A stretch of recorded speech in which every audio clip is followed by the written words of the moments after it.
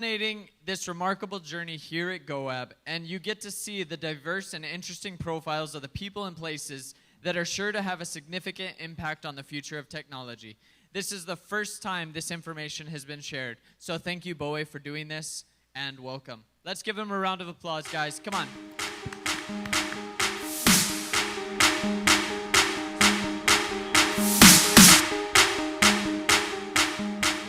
Good morning, Geeks. Good morning.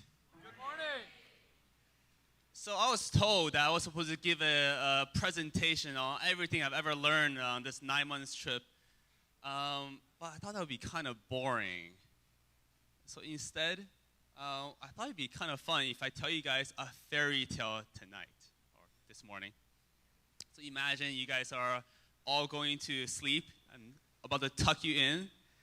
This is a story about what is happening in the world. Are you guys ready? What if one day you wake up with superpower? Or you can meet any entrepreneur in the world and you can ask them any question you want. Like that. What would you ask them? What would you say to them? What would you want to know from these people? Now let me tell you a story of a little boy who was born in China, moved to the US at a very young age, been a successful entrepreneur, semi-successful entrepreneur, but has never really traveled around the world. He was born in China, moved to the US, walked across the street to Canada and Mexico, and that was it. And one day, he woke up with a superpower, and he recruited some super friends of his. On January 1st, 2013, he embarked on this trip across 29 countries and 36 cities in 9 months. And here's what he realized. You know, the world is full of fairy tales. How is that? You see, this is the world according to Google. And as you can see, what we all know is Greenland is as big as, rest of Africa. Russia is about 2.5 times the size of Africa. US and China is approximately the same size. But what if I were to tell you that all of this is a fairy tale? And this map that we all know, like how many of you guys have seen this map? A few of you? Okay, good. How many believe this map is true because it's from Google? I do.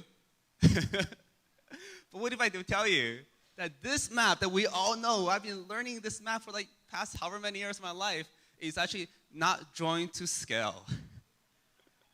No, seriously, like this is actually not drawn to scale. My God, when I learned about it, I was like, that's crazy. What do you mean it's not drawn to scale? Are you really telling me Greenland is not as big as Africa? It's actually 20 times smaller. Are you really telling me Russia is not 2.5 times bigger than Africa? No, it's actually about half the size of what Africa is.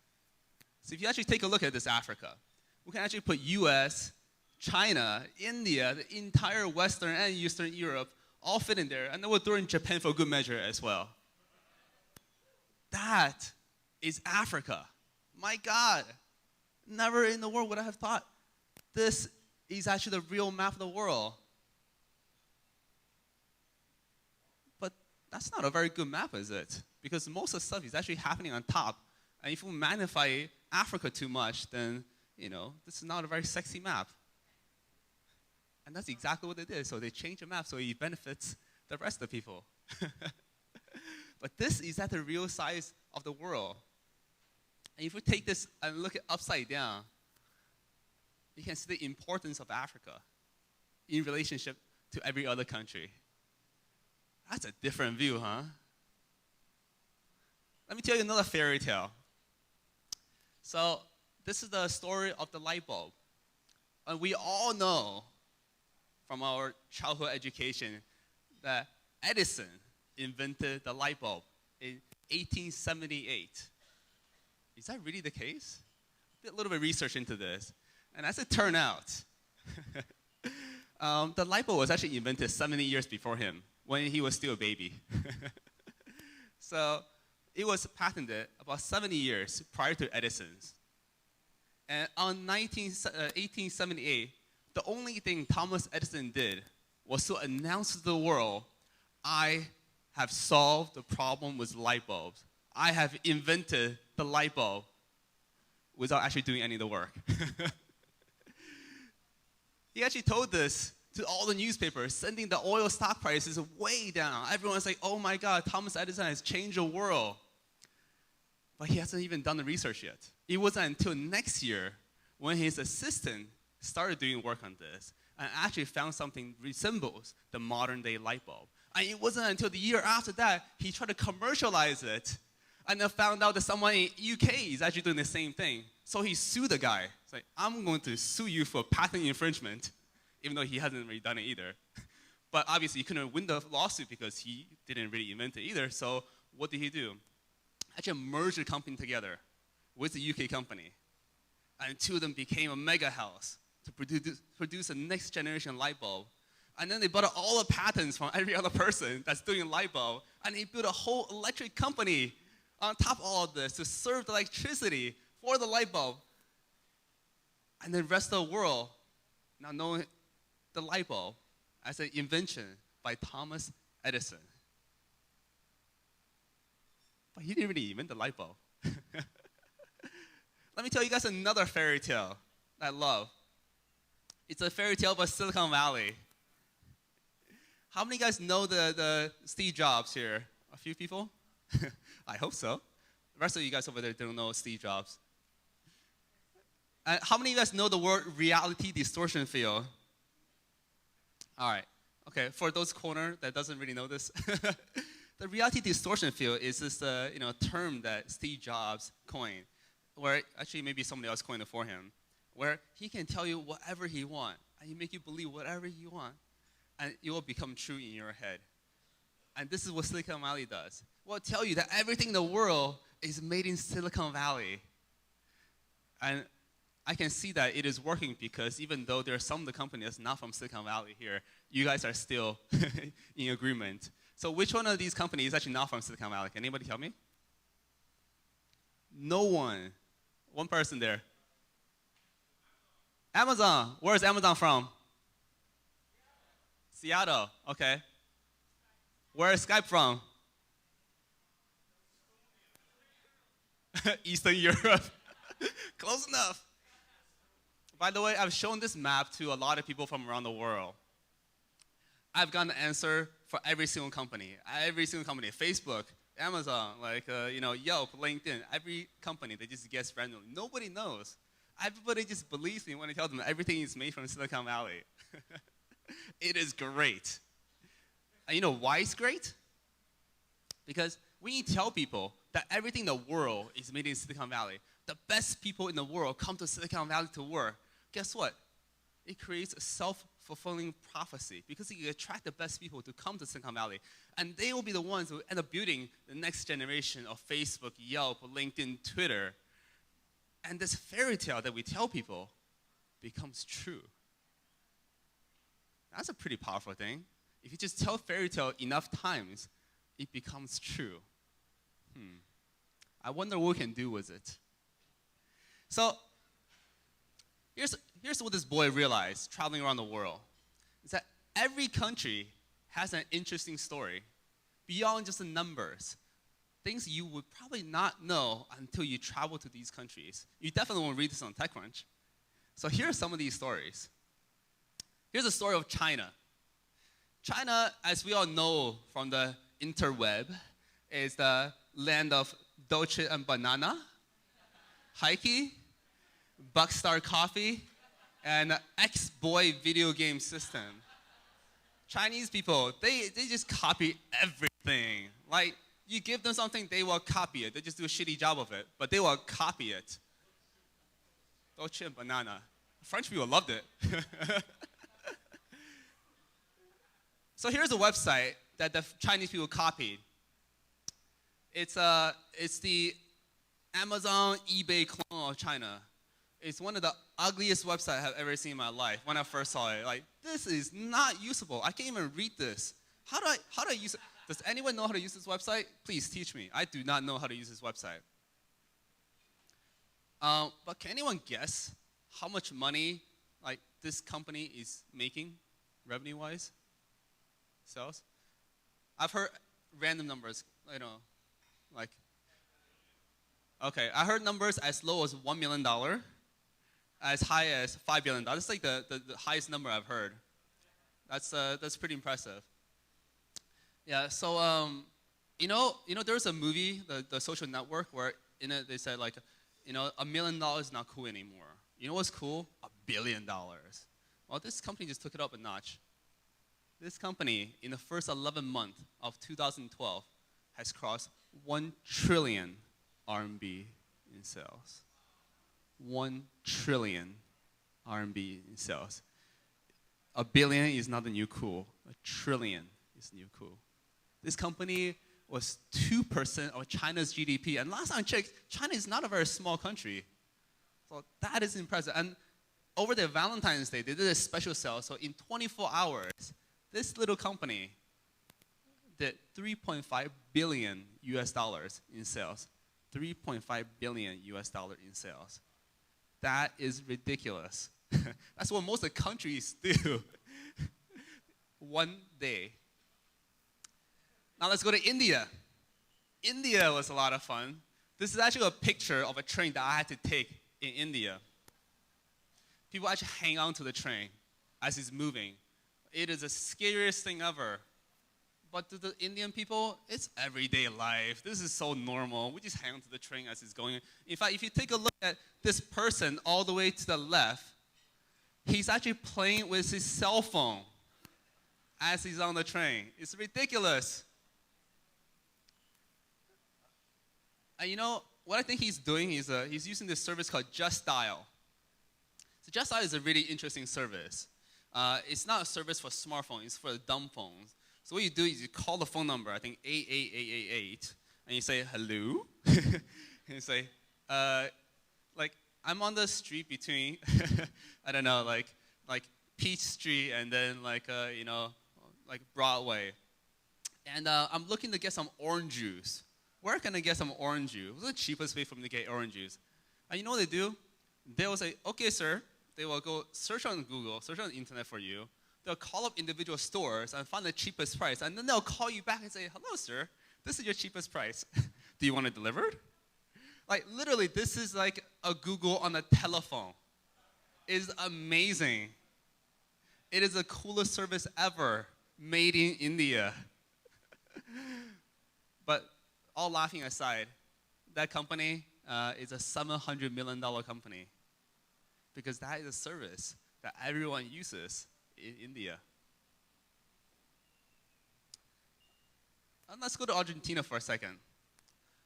Argentina, it's a story that can be told through its currency. So when this boy was in Argentina, $1 US was equivalent to 5 Argentinian pesos. That's the official rate. But on the newspaper, they actually posted the unofficial rate, the illegal rate, because everyone does everything illegally. So it's actually 1 to 8. So by definition, if you're an entrepreneur in that country, you are doing something illegal because no one will get the 1.125 rate. Everyone needs to go to 1 to 8 rate. So everyone does something illegal in the country. My God, like these guys are the best like money laundry people ever. Like, you think Singapore is good? Meet some Argentinians. God, these guys are so good. And like when you talk like this is crazy. Like what are you doing? Like, so look, my country is like 25% inflation rate. I have to raise my salary 4 times a year. This is what I have to deal with. This is normal. This is everyday stuff.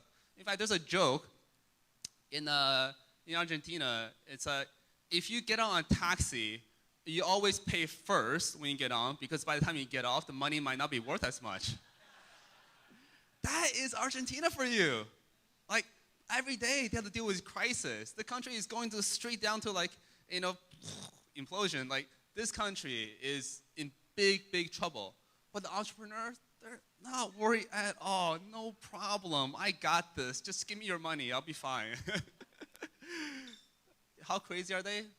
By the time this presentation was first made in May, the rate has already gone up from 1 to 8 to 1 to 10. That's only 3 months later. A month later, it was to 1 to 11. Right now, it's probably 1 to 20. I don't know. But that country is a huge mess. But you know what that produces? It produces the best entrepreneur in South America. The Argentinians, they're so good at dealing with crisis. They're so good. You can throw anything at them, and they'll be calm, and they'll figure out a way to get out of the trouble. And that's what startup's all about, right? Getting out of trouble.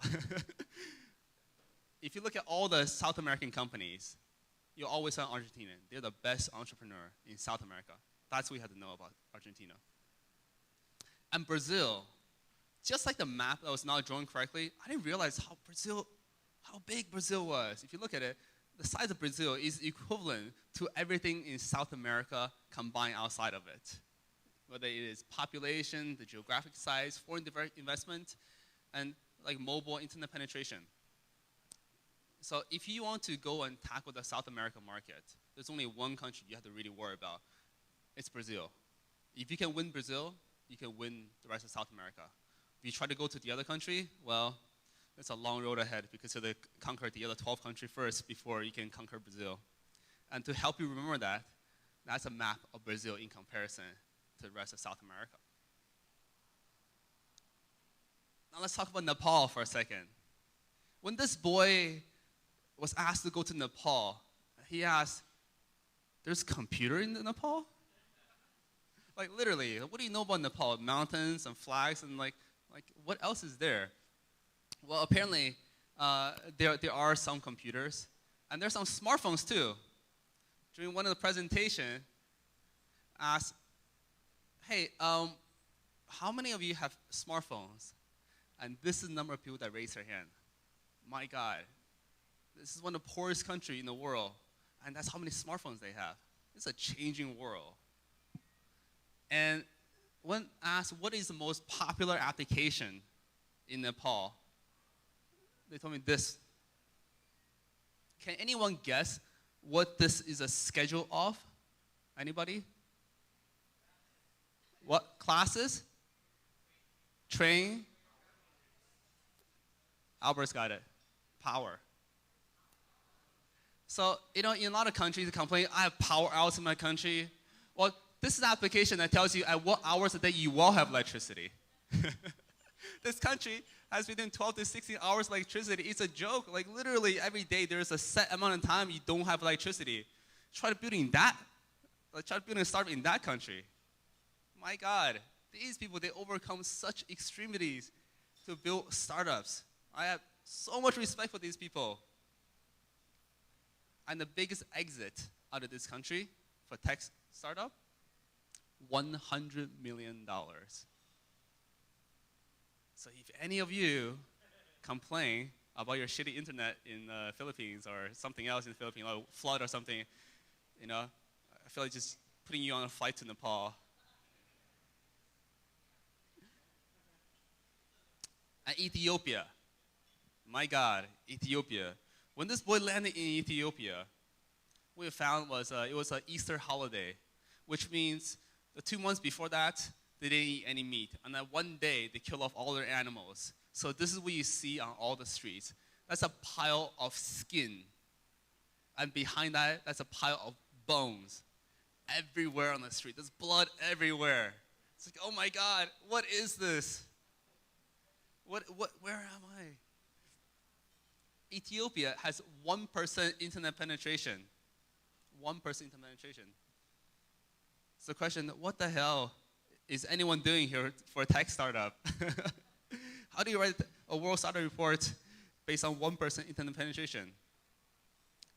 Yeah, this boy was mad, upset. He's like, why Ethiopia? Until came across this little phone. It's called Techno phone. Have you guys heard of a brand called Techno? No, not a single person. Good, because I never heard of it either. Well, this is huge. Techno is huge in Ethiopia. It is made in Ethiopia for Ethiopia, which means it has a large battery, loudspeaker, and FM radio. When they don't have electricity, you put it in the middle of your desk, and the whole family just sit around the table and listen to it. It's great. But you know what else this phone has? Look at that on the right. Opera. This phone is internet enabled. You can go on internet with a little phone, and it is only $26 US. This is the latest hype in Ethiopia. This little phone is being sold 150,000 units. They're actually building 150,000. I'm not too sure which one I'm more impressed by. They can build 150,000 phones, or they're selling 150,000 phones. But this is selling like hotcakes. So the question is, like, how many cell phone subscribers are signing up for new cell phones in the country? A number? 1 million. So the two numbers to remember for Ethiopia. The first thing you have to remember is there's 1% internet penetration. And the number two is 1 million new cell phone subscribers every month. And that is the story of Ethiopia, the mobile growth. Then let's go to Kenya. Kenya, the land of large animals, the giraffes, the rhinos, the elephants. And you know what else is there? It's this thing. It's this like store painted in green. Anywhere you go in Kenya, anyone from Kenya here? No, darn it. They can tell you anywhere you go in the country, you'll see these stores painted in green, the specific shade of green. It's very distinguishable. And the words on top is called M-Pesa.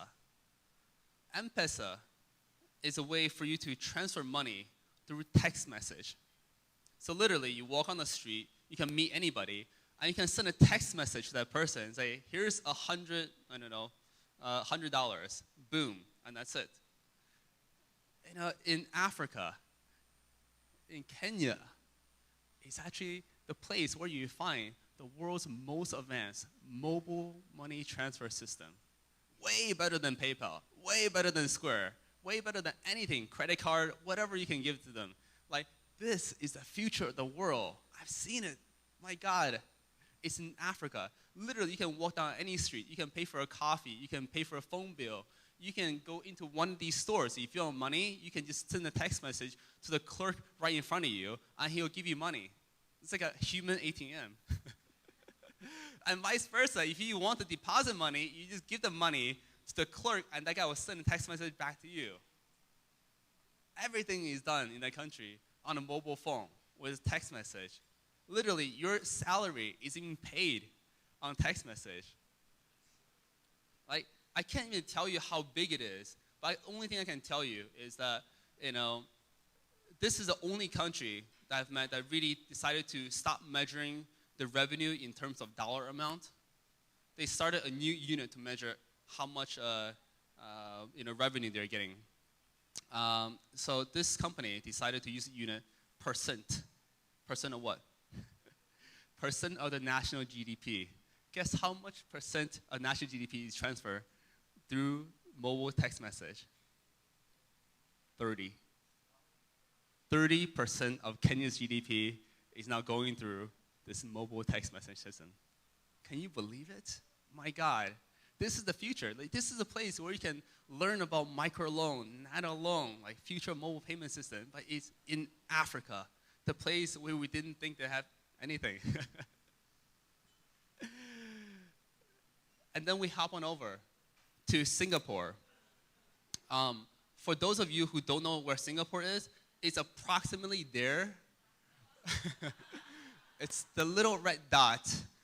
If you can't really see it, I try my best, but to be exact, this thing is actually not joined to scale. It's actually much smaller than that. It's so small. It's like size of maybe half a Cebu, at best. My God, that country is a little bit different. The country is run almost like a factory. Like, everything is top down. You know, like, they will tell you exactly what you need to do at what age. Right? At the age of 3, you need to go into kindergarten. Age of 4, you take a test. Age of 5, you need to, like, pass this thing, go into the next level. At age of 20, you need to get into this like a honors program, like get a job, and everything is done like a factory, like a company. Even their entrepreneurship. This is a country that's breeding entrepreneurship. They don't have any entrepreneurship like in the country on its own. So they decided, you know what, we're just gonna teach people entrepreneurship. They literally set up all these programs, dumping like hundreds and hundreds of $1 million into this tiny little country of just like 3 million people. Actually, now with all the additional people, it's like 5.5 million. But this tiny little country, they just decided to dump all the money into it. It's like, we are gonna teach entrepreneurship. And that it's exactly the wrong way to do entrepreneurship. Completely wrong. This is not what you're supposed to do. This is supposed to be a grassroots effort. Like people like Tina, like, creating these kind of events because they're passionate about, not because some government give you money. This is exactly the wrong way to do it. I was actually pretty upset about Singapore when I first got there. It's like, how can you do this? This is wrong. This is not Silicon Valley. And then I realized this. This is a funny story. So this past year, Singapore had a problem. They had a problem with mosquitoes. I hate mosquitoes. That's why I look it up. So this past year, they had a record number of cases of people being infected by this dengue fever. In a small country of only 5.5 million people, they had 16,000 cases of dengue fever earlier this year. So the government, because it's run like a company, decided, you know what, we're going to solve this mosquito problem. So they started a campaign, like fight dengue. And then they started like a program. They just hired like 10,000 dengue fighters, literally go around the city and then try to like stop all the wastewater and actually cure this problem. And you know what happened when I got there? I got there about a week ago. Not a single mosquito in Singapore. Zero. Did not see a single mosquito in Singapore. So I dug into Singapore a little bit more, and I realized this is the country that should have never succeeded. This country, Singapore, for those who don't know, actually split off from Malaysia. Malaysia is a place that has all the resources, coal, mine, oil, gas, everything. And if you look at the CIA fact book, it has a list of all natural resources. And then you look at Singapore, zero. There's nothing. The only thing they have is a port. There is nothing in Singapore. There's no reason why this country should have succeeded. But because of the government, because it is such a small, nimble government, they're able to reinvent themselves as a port city. And then they reinvented themselves again 10 years later, and then turned the country into one of these service-based company. And then they reinvented themselves again and again after that. So the economy went from port city into service with MNCs into this financial like mega hub of the world, And they can do it because they're a small and nimble city. There's no reason why the country should have succeeded. Everybody said it should have just been squashed by Malaysia. But you know what? They've overcome all odds to prove everybody wrong. So, you know what? Yeah, it's true. This whole entrepreneurship, it should not be taught. It should not be a top-down effort. But based on their track record, based on what I've done in the past so many years, you can't count them out. Singapore has a fighting chance because the country is so nimble, so small, they can do whatever it takes to succeed. In the past few years alone, they huddle around all these entrepreneurs say, what are the problems in this country that we need to solve to encourage entrepreneurship? And they came up with a giant list of all the problems. Everyone just started throwing ideas. Government listened. In a few short years, 500 rules were changed in the government to enable entrepreneurship. How long does it take to change 500 rules in the Philippines? A little bit longer, I hope. And right now, you can incorporate a company in Singapore in 4 hours. 4 hours. And I think the equivalent in the Philippines is about 29 days, I heard. What, 1 month? Okay. What? 57 days, okay. Okay, it's more than 4 hours. But it's okay. You're not the worst because if you go to Brazil, it takes 90 days. So that's the story of Singapore. And then just to tease my friends over there, Eden, a little bit, it's the story of Israel. Israel, yeah, my Israeli. Israel is the most hated country in the world. I've never been to a country that's so hated by everyone in its neighbor. Every day, somebody is shooting missile at Israel. You open the news, oh, Syria is shooting missile at Israel today. But these Israelis, they're not worried at all. Not a bit of worry in their head. I mean, and they're very cocky as well. So I like to tease them a little bit. But you gotta admit, like this, they're a good country. They're good. They're very, very good at entrepreneurship, and they're known outside of Silicon Valley to be one of the best places for entrepreneurship. But I remember this one guy. He was really, really cocky, and he was saying, "I know I'm going to be an entrepreneur for the rest of my life." So the question was like, how do you know that? And what he did was this. He actually raised his hand, and there was a bullet hole through it. And he said, when you're on the battlefield, and there's a bullet shooting your hand, your life's priority changes very, very quickly. Because you know, at that point in time, the life is short. You don't want to stay behind a desk working for somebody else. If I'm going to live a fulfilled life. I'm going to do something I want to do. I don't care about failure. I'm going to do what I want to do because my life is short. I have so much respect for that guy. And that's why Israelis are so good at doing entrepreneurship, because they actually try. They don't care. They don't have this crazy fear of failure. They just go and try. And that's why out of this small country of 7.8 million people, the startup community is 200,000 strong. And that makes them the second biggest community in the world. It is impressive. So I can tell you a story for the rest of the day, but we don't have too much time. But I want to leave you with this. What's the story of your country? And, Uncle Ben once said, with great power comes with great responsibility. Come on, you guys don't get the Spider-Man joke? All right, there we go, there's a few of them. So, this little boy that traveled around the world, he came up with 10 things you need to know about the world startup ecosystem.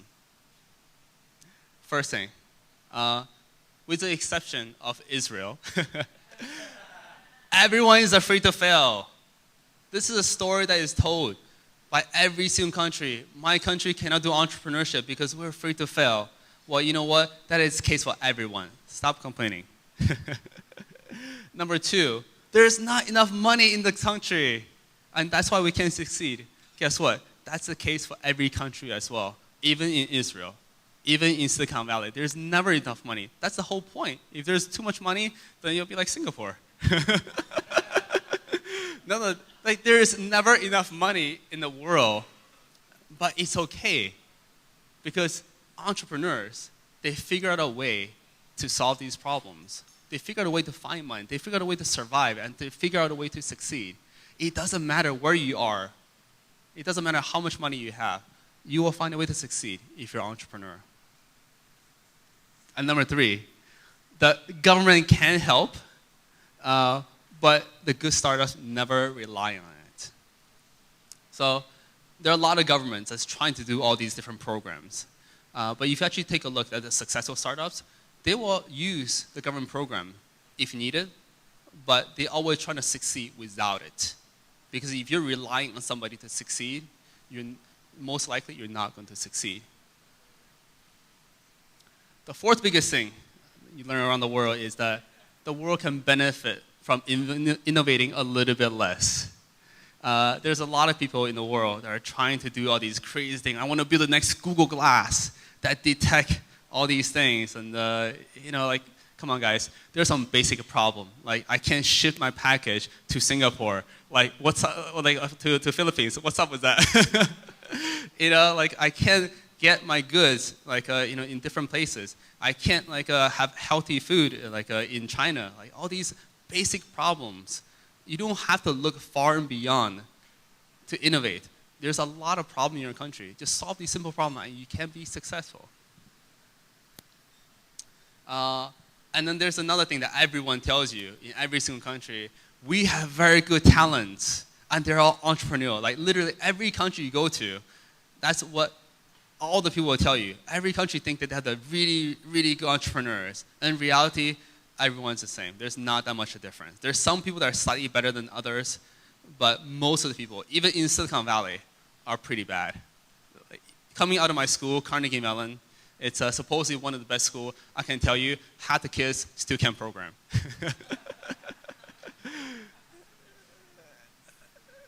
But we don't care about that, all right? Because all we care about is that 1% of people. That 1% of people that's different from the rest.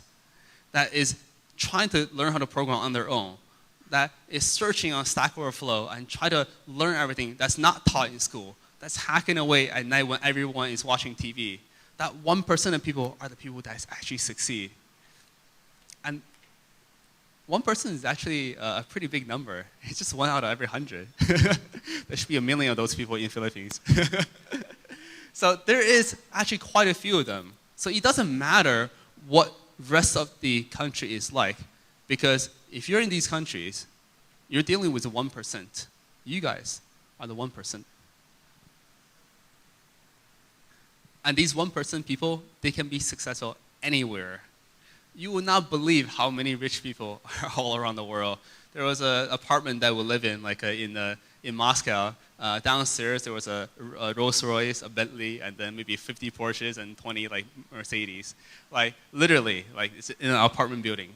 I don't know how these people are making their money, but they're all successful. These people are laughing right now. But no, there are actually ways. If you actually go around the world, if you actually talk to these people, you will not believe the number of successful companies around the world in startups. Literally, like I remember talking to a random classmate in Singapore. This is a tiny little country, and then talking about what's going on in life, and then we start talking about startups, and he started throwing out all these crazy numbers, and eventually I was like, how big are you guys? And I goes, oh, we raised the last round at $1 billion valuation. In middle of nowhere, Singapore, literally. These people, you can be successful almost anywhere in the world. And next one is the phoenix in the sky cannot beat snakes on the ground. This is a Chinese proverb. Basically, it tells you that it doesn't matter how big or how powerful you are in the sky. When you go to a local environment, it's the local people that have the advantage. So even if Amazon is so powerful in the US, when they go to India, they still fail. Because guess what? India doesn't really have roads. India doesn't really have postal codes. India doesn't have all these things. Your address is behind the mango tree or around the barking dog, and you can put that in the Amazon address form really easily.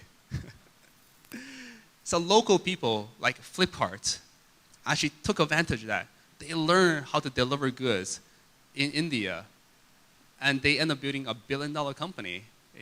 When Amazon is so much more advanced with so much more money, because the local people really understand these things. And coming back to this, you realize the world is really a fairy tale. You tell all these stories about successes and things. It's not about really the government driving you. It's not about all these other things that's driving you. It's actually the successes in a country that really drives you. If you have one of these companies here in the Philippines creating a $1 billion company, I can guarantee you there'll be 1,000 new entrepreneurs the next day just want to be just like him. And that's the reason why Silicon Valley succeeds, because we all want to be like Mark Zuckerberg. So if you can create this fairy tale, if you can create a few of these success cases and be like, this is the hub where everything is going to happen, and if you tell it enough times, perhaps Philippines can be a hub for entrepreneurship in the future. Perhaps. And the last thing I realized, the world needs a hero. As I go around the world and talk to different people, and I ask them, like, who's your hero? You know what the answer is? The answer actually is, I don't have a hero. Why is that? I asked the question over and over and over again in all these different countries, and finally, somebody in France answered it. He stood in the back of the room, and he screamed out, "Hero is an American concept." And I realized, oh my God, you're so right. If you take a look at all these heroes, every one of these heroes is from America. In America, they actually teach you as a very young kid that you need to become somebody. You need to be the Mark Zuckerberg. You need to be like the President Obama. You need to be this, you need to be that. But that is not taught anywhere else in the world. But that is a very, very good thing, because once you have somebody to look up to, then you have a dream, you have a hope. So my theory is that if there's a hero in this room that can help create this sense of hope for the rest of the community, that can be the beginning of something amazing. So I want to ask you guys, will it be you? Let's go change the world. Thank you so much.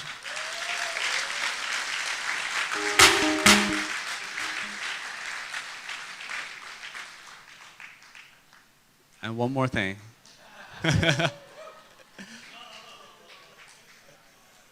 We have actually a small little surprise for all of you. This is why we changed the schedule a little bit earlier. And I would like to invite up two special guests, Mr. Ron Hose, and is Beryl here? There we go.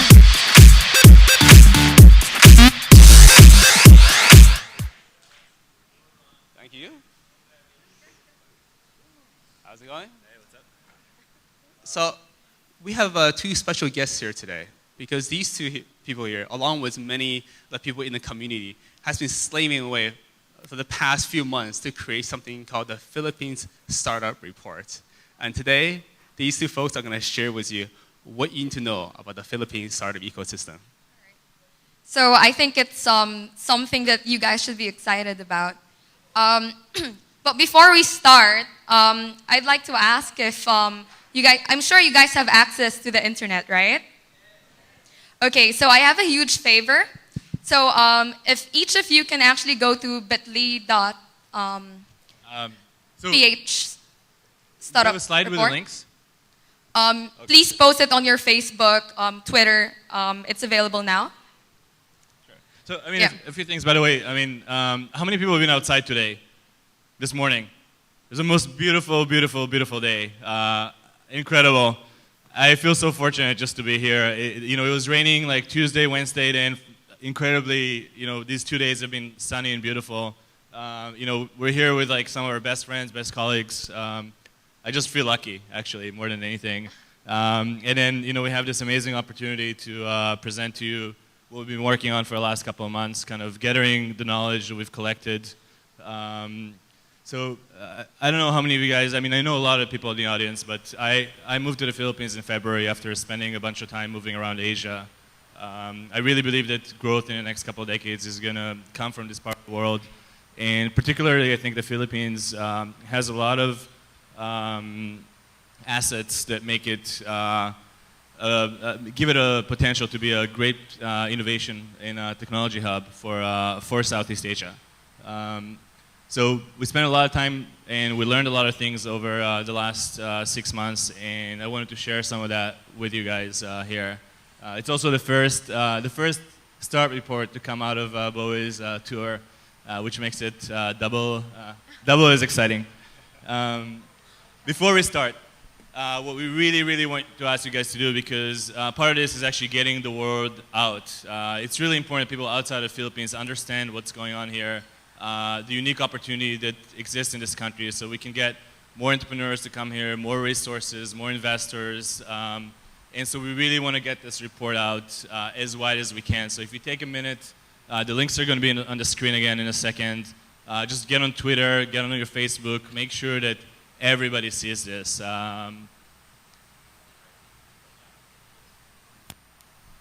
Ready? All right, good. So I guess we can start. Okay, go ahead.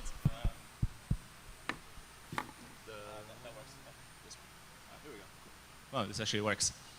So the team that worked on this was me, myself, Beryl, and Bowei, and then we had a lot of help from these guys on the left, Ralph from Metrodeal, you guys may know, Dennis, who is a Stanford GSB student, working at IdeaSpace over the summer, and then Chris, who is one of our interns out of UP. This is a question that everybody asks me. I literally have to answer this question like twice a day in my life. And every time people ask me that, I actually get really excited because I think there's really good reasons for why the Philippines is such an exciting place. I mean, it's the fastest growing economy in Asia. We all know that. It's investment grade. Those things are wonderful. But what really matters for us as entrepreneurs, right? You get amazingly low operating costs, right? What I can do in Singapore, or the money that would last me in Singapore for 2 months of operation with a small team can last here probably 8, 9, 10 months, right? So that's a huge advantage. The country is English speaking, right? You can communicate freely here. We can offer services to the rest of the world. You can roll out services into the Philippines, try them here, then roll them out. Most of the world actually experiments. The hub for experimentation in the world is in Silicon Valley, right? They try out models there, 9 out of 10 companies fail. It doesn't make sense to actually experiment where it's most expensive to run a company. It makes sense to experiment somewhere like the Philippines where it's cheap to run a company. Have the 9 companies fail, and the one that succeeds, take it out to markets where it's more expensive to run a company. And I mean, finally, there's actually a large local market that is not very competitive at all. So for you guys that are interested in focusing on your startup on the local market, there's a huge opportunity there as well. And I mean, last and not the least, actually, it's more fun in the Philippines. It's a great, great, great place to be in.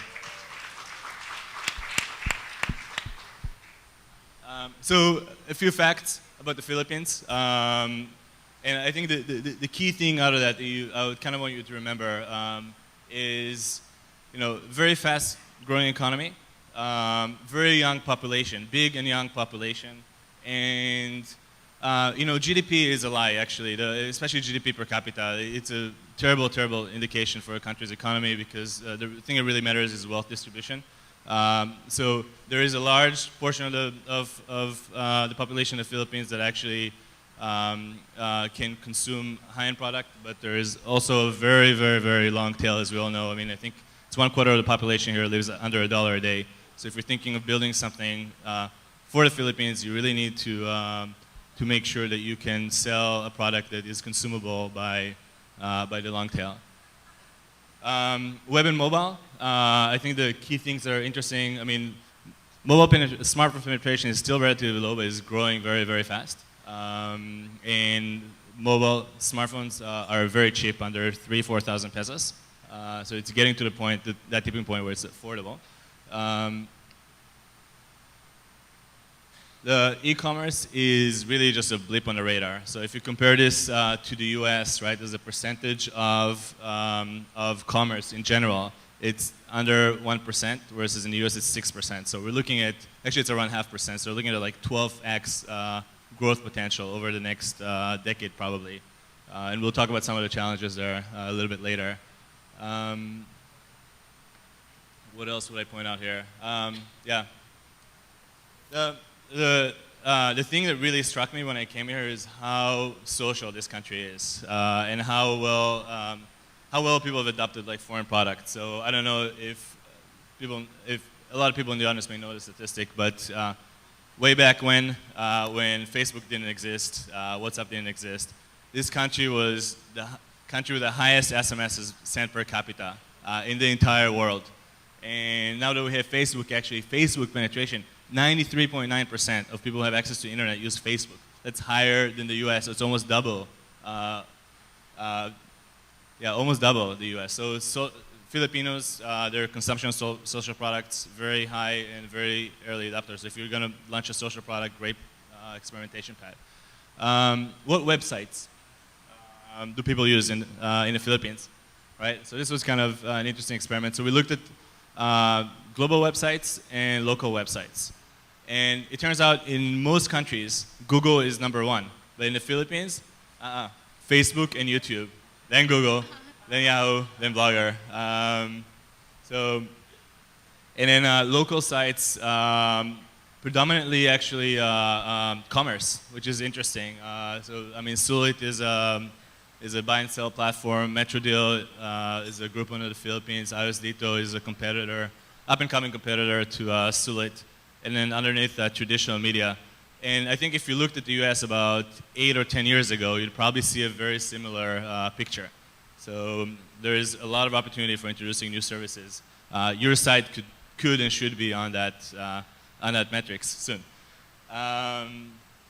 Beryl, you want to speak about startups in the Philippines? Okay, I think that's your quote. Would you like to expand on it?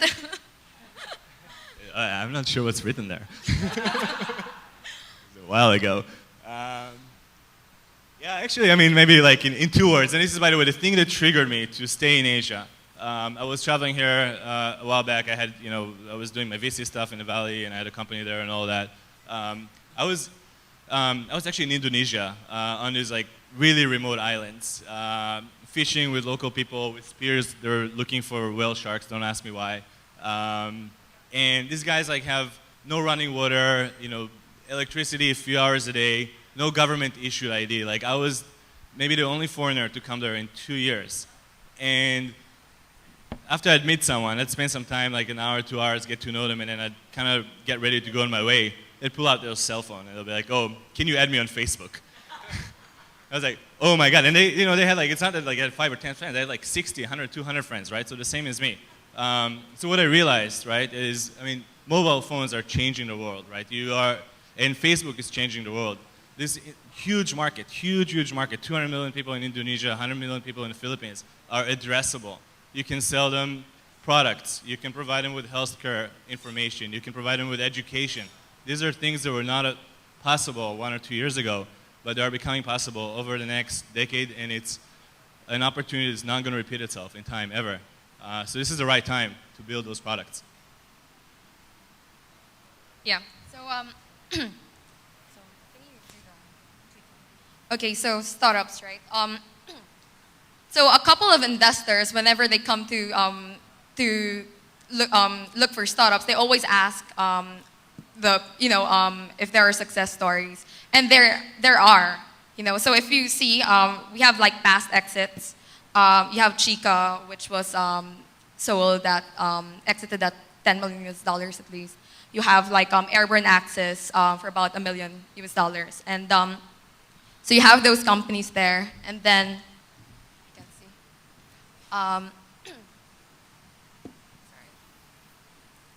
You have current players. You can see.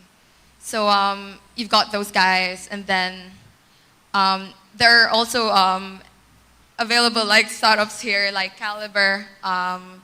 Yeah. I think the big thing to remember from this slide, actually, if you look to the left, actually there are no exits in the Philippines, almost none. This is very, very small. Like this is probably a day of M&A activity in Israel. If you look, the entire like group on the left probably doesn't exceed 100 million together over a span of nearly 10 years. And if you look at Israel, like this last year, hitting $5 billion in acquisition for 1 year. Actually, the year is not over yet. Just Bowei is sold for $1 billion. So the market is still like fairly immature. That's not to say there are not opportunities moving forward, but just you need to be aware of that. The current movers, actually, interestingly, are, except for one player on the top, Rappler, Maria Ressa, the entire set is in e-commerce. That's something to really pay attention to. And then up and coming, actually, it's almost the same trend. If you look at, there are some exceptions, but a lot of people focusing on selling stuff. So current incubators, you have Earl's Idea Space, Jay Fard's Launch Garage, Kickstart's there.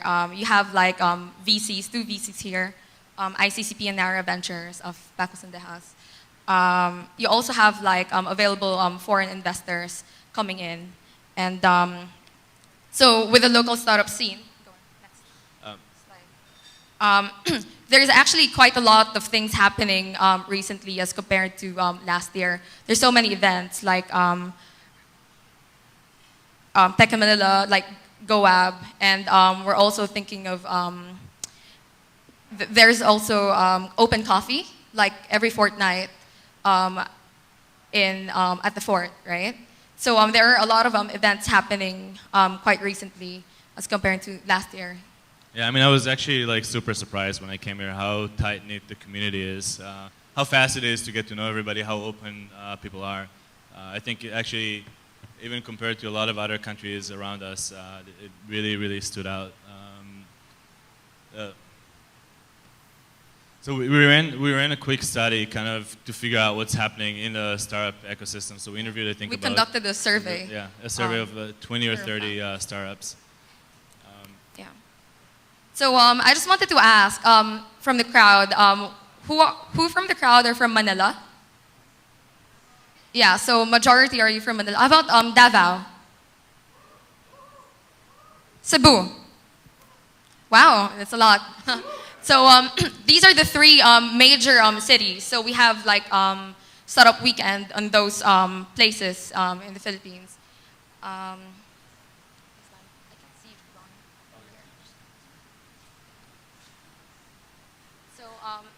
So with the founders' profiles, majority of the founders have seek funding or they bootstrap less than 25,000 US dollars. So yeah, and when they try to raise from Series A upwards, they usually go out of the country. They go to Singapore, to raise, or Silicon Valley to actually raise money. So the background, I can't really see. Okay, I'll cycle through. So I mean, there's a bunch of stats you guys can open the report and look, but I mean, we kind of try to profile so you can get a better understanding of what's going on. I mean, I think actually the thing to note from that, and also from the funding ecosystem before, that's really important, is actually there's, while there's a bunch of options now for early stage funding, there are not a lot of options for later stage capital, and it's something that if you're starting a company here or if you're investing here, you should really pay attention to. E-commerce is maybe one of the most interesting categories for emerging markets. It's one of the kind of like the first spaces to get occupied if you look across the region. In the Philippines, there are, I think, like 3 specific and unique challenges to e-commerce basically around payments. So actually credit card penetration in the Philippines, surprisingly, is the lowest in Southeast Asia, making it very, very hard to collect money if you're selling things online. Logistics are still a bit of a mess. We have 7,000 islands. It's kind of hard to get stuff.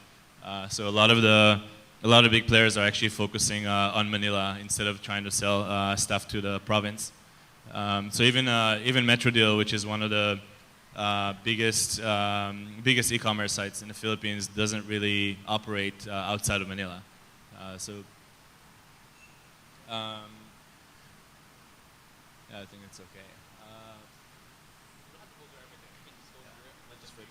So one of the things that I look into whenever I go into like a new country to kind of understand what's going on is actually I look at Rocket Internet. They're a really good indicator to what the opportunities in the market are, what are the challenges. They do a lot of research before they go in. They have information from around the globe because they run a lot of companies. And so in the Philippines, one of the first things I did is the same thing. I went and interviewed the Rocket Internet people to see what they were doing, which startups are running. Actually, everything that is not e-commerce, it's kind of been like shut down. Even some of the e-commerce stuff that is more complex and logistics has been shut down, and they're really focusing on 2 companies here, which are Lazada and Zalora. Actually, those companies combined probably employ more people than the entire startup ecosystem in the Philippines. They're somewhere up above, I think, double the people that are sitting in this room right now. It's quite impressive. So So these guys are massive, they're ruthless, and their stuff is sticking. So they're growing very fast. And if you look across their e-commerce properties, they have no local competitors. The only company that's giving them any form of run for the money is actually Grab Taxi, a Malaysian company. If you're here to start a company, this is probably the most exciting slide because I look at Bowei's, actually Bowei is the one who came up with this commodity innovation metrics. Basically maps up areas of generic innovation or generic startups that you can launch in every country. And he mapped out India. And one of the things that immediately was obvious to me after like charting this thing up, so the Indian one started red, orange, yellow, like maybe two things are green, and then it ended. When you look at the Philippines, it's all green. There is so much stuff to do here, and if you look at this slide in depth, you see that in some areas there are maybe very young players. You can get this online, but actually there's, for the most part, there are not a lot of sophisticated players. So you can with relatively ease enter into any of these opportunity spaces, which are high value. If you look in real estate, Trulia is an IPO'd company. Zillow is an IPO'd company. There is no player in real estate in the Philippines. None. I know of 2 startups that are trying to attack this space right now, but it's still wide open. So that's on commodity innovation. This is bringing in existing business models. What is happening here in local innovation, I think is interesting as well because we kind of try to round up like a few companies that are doing things that are not done anywhere else. You guys may know Smart Textbooks, which are guys who basically load textbooks onto used SIM cards and distribute them to kids around the Philippines, giving them opportunity to read cheap books, cheap textbooks actually. There are guys that are doing bicycles out of bamboos, different construction form. The one on the right-hand side, Literal Light, is really interesting because it involves actually no technology at all. These guys wanted to figure out how to get more light into people who are living in shanty towns, and the way they did it is by cutting a hole in the roof, sticking a plastic bottle, and filling it with water and chlorine. Super simple solution. They get light throughout the day. It's almost free to put up, and they got it in, I think, a few 100,000 homes in the Philippines. And then they went global with this.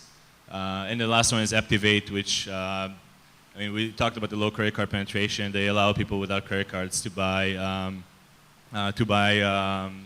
iPhone applications from the Apple marketplace. So the thing that kind of unifies all of this is these guys are all solving third world problems, long tail, bottom of the pyramid. And guess what? Guys that are in the valley are not thinking about how to solve these problems. They're not getting their feet wet in the mud and in the flood. They don't know what it feels like to live in the Philippines or in Indonesia. You guys live here. You know those problems firsthand. You're the most equipped to solve them. That is your competitive advantage. And it's a huge market opportunity.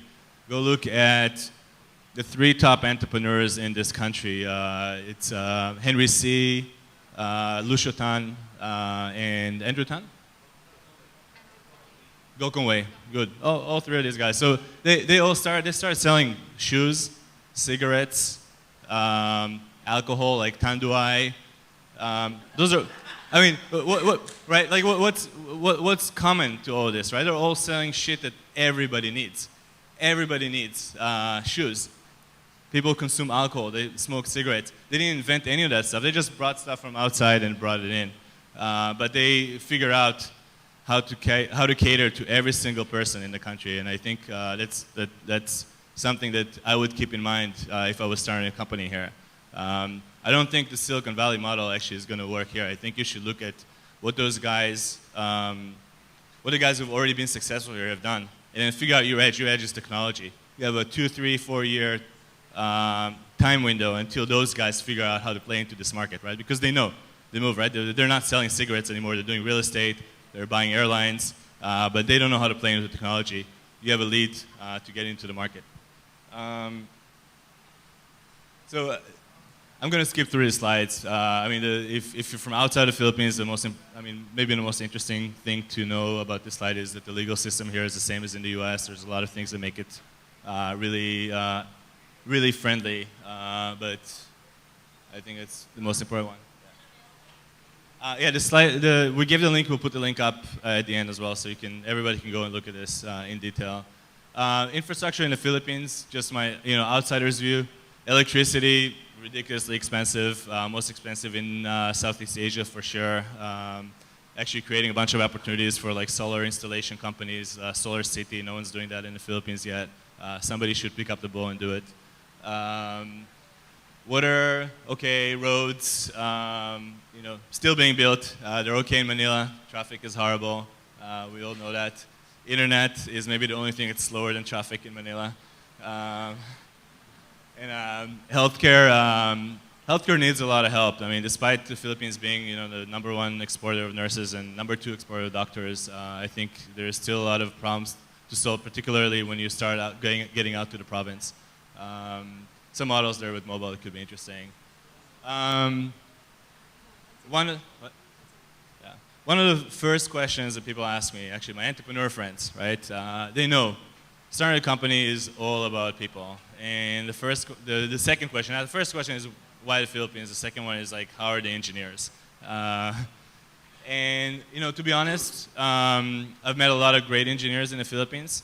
But by and large, there's a lot of talent here, but there's not a lot of experience yet. And I mean, people make up for it because people here really want to learn, and there's a lot of passion. But I think, there are some issues to fight. I mean, the big one is brain drain. Obviously, a lot of the great engineers, you train them, they get really good, and then they figure out they can grab a job in Singapore and make 3 or 4 times the money. We need to build up opportunities here. Build up companies that can actually pay them and compete and bring them back here to the Philippines. And I think, labor costs way cheaper. We did like a quick comparison, but I'd say like on engineering about one quarter of the price of what it is in the U.S. So if you're able to attract great engineers here and you can build a team, you have a real competitive advantage over someone who's executing out of other countries. Quality of life, I think you guys all know that, so we can skip. Surprises. Actually, for me, the biggest surprise is actually the biggest export out of this country is, it's not pineapples, it's not, it's actually people. The Philippines produces amazing talent. There are more than 2 million Filipinos who work abroad. It's a huge chunk of the economy, and it's a huge place to actually focus a company because, again, the arbitrage opportunity is still there.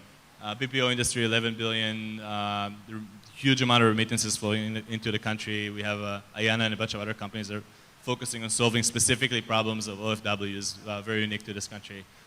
Cash flow economy, that's another thing that kind of struck me as being very different in other countries. Very few people, the savings rate in the Philippines is one of the lowest, if not the lowest in Asia, I think. I was really surprised one day when our housekeeper came to me and said she wanted to buy a cell phone and she needed money because I thought she wanted an advance, but actually it turned out she asked me not to pay her for 3 or 4 weeks, right? So she doesn't spend the money by mistake until she could save enough for the phone. So then at the end of 3 or 4 weeks, she wanted to get her salary all at once. This presents an opportunity. Credit, lending, money management, all those things are not yet developed. Those are places that you can focus on. What else? Everything is purchased in small packets. You guys all know this, right? For the big fast mover consumer goods, this is a big business in the small packets. If you can figure out how to deliver electronic goods in small packets, that could be very interesting, right? There's people already doing this actually. When you go to the Tondo or any of the impoverished areas, you'll see the internet cafes. 1 peso, you drop it, you can use the internet for 5 minutes. I'm sure there's 100 other business models around that could be developed. They're interesting. Mall culture, 3 of the top 10 malls in Asia are here. The retail is actually super developed in the Philippines. That was a big surprise for me. The malls are like much nicer than the ones in San Francisco. They are really. Business is relationship driven. I think it's true over all of Asia, but I mean here I really got to feel what it's like when, you know, two families are doing business for like 3 generations. The grandparents are friends, the parents are friends, the children are friends. You know, somebody said yesterday, you cannot be a douchebag because it will be remembered forever. And it's actually a really good thing. So this is really a culture that I think promotes trust and long-term outlook on relationships. And you know, the last one, which I think, you know, for people outside of here may not know, is, you know, actually this is, I mean, we're in Asia, but you know, a lot of times I feel like actually in Latin America. It's really interesting. I mean, I guess you know, there's kind of the Spanish, you know, U.S. influence. People here, you know, really like U.S. brands like Starbucks. NBA is huge.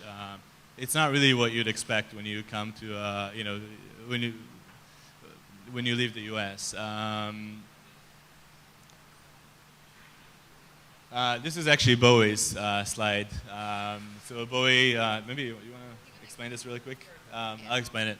And we went through and ranked different ecosystems based on market, regulation, infrastructure, culture, people, capital, and compared them. So I think in blue is the U.S., and in red is the Philippines. And I mean, obviously, there's still the thing you take out of this is that the ecosystem here is still very, very young. There's a lot of different axes to develop and grow. So either look at it as a challenge or an opportunity, up to you. Advice for entrepreneurs. I mean, overall, I mean, there's a bunch of things there, but the things that I kind of keep in my mind is what I said before, actually. Sell shit that everybody needs. Focus on making money early because there is no funding later.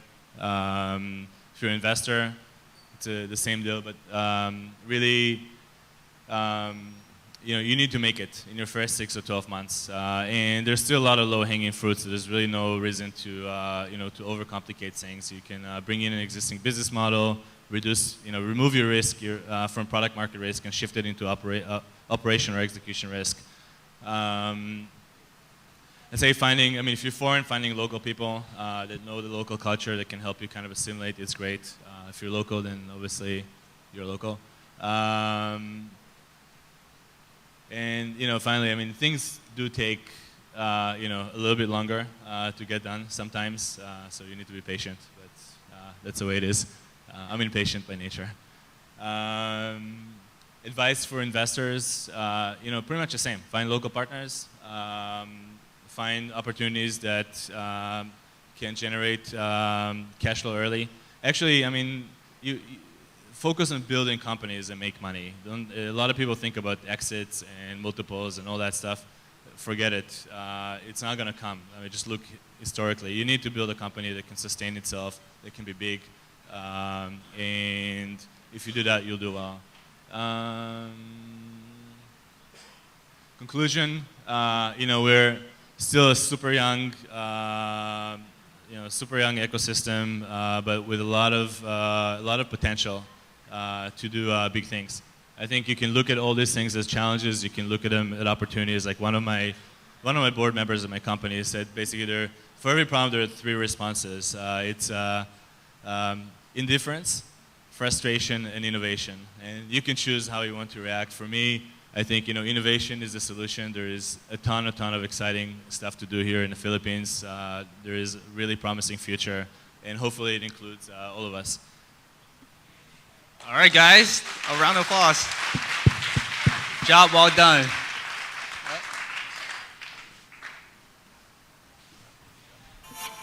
Thank you, guys. That was great. The Philippines is exciting. We're obviously excited about the World Startup Report. Thank you guys for sharing this. As they mentioned, let's flash the screen with the link. This is online now. You're available to use it. Like Beryl mentioned, please share it. It's bit.ly/PH Startup Report. There it is. So share that, tweet it, post it on Facebook, Pinterest, wherever else, you know, all those social media sites that you guys use. And thank you very much. All right. So I'll keep Bowei. Will you stay up here with me just shortly? So thank you guys. I'm putting you on the spot. So the World Startup Report, you're done. What's next?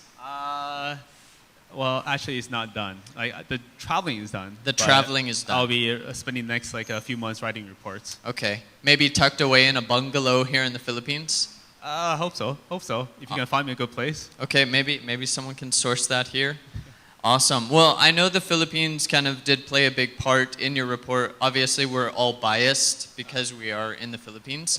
But I did want to bring up Tina Amper because not only did she play an influential role in Geeks on a Beach, but she kind of had something to do with World Startup Report, right? Yeah, she's the person that made it happen. Okay, she made it happen. So Tina, come on up on stage. And I've done it without her.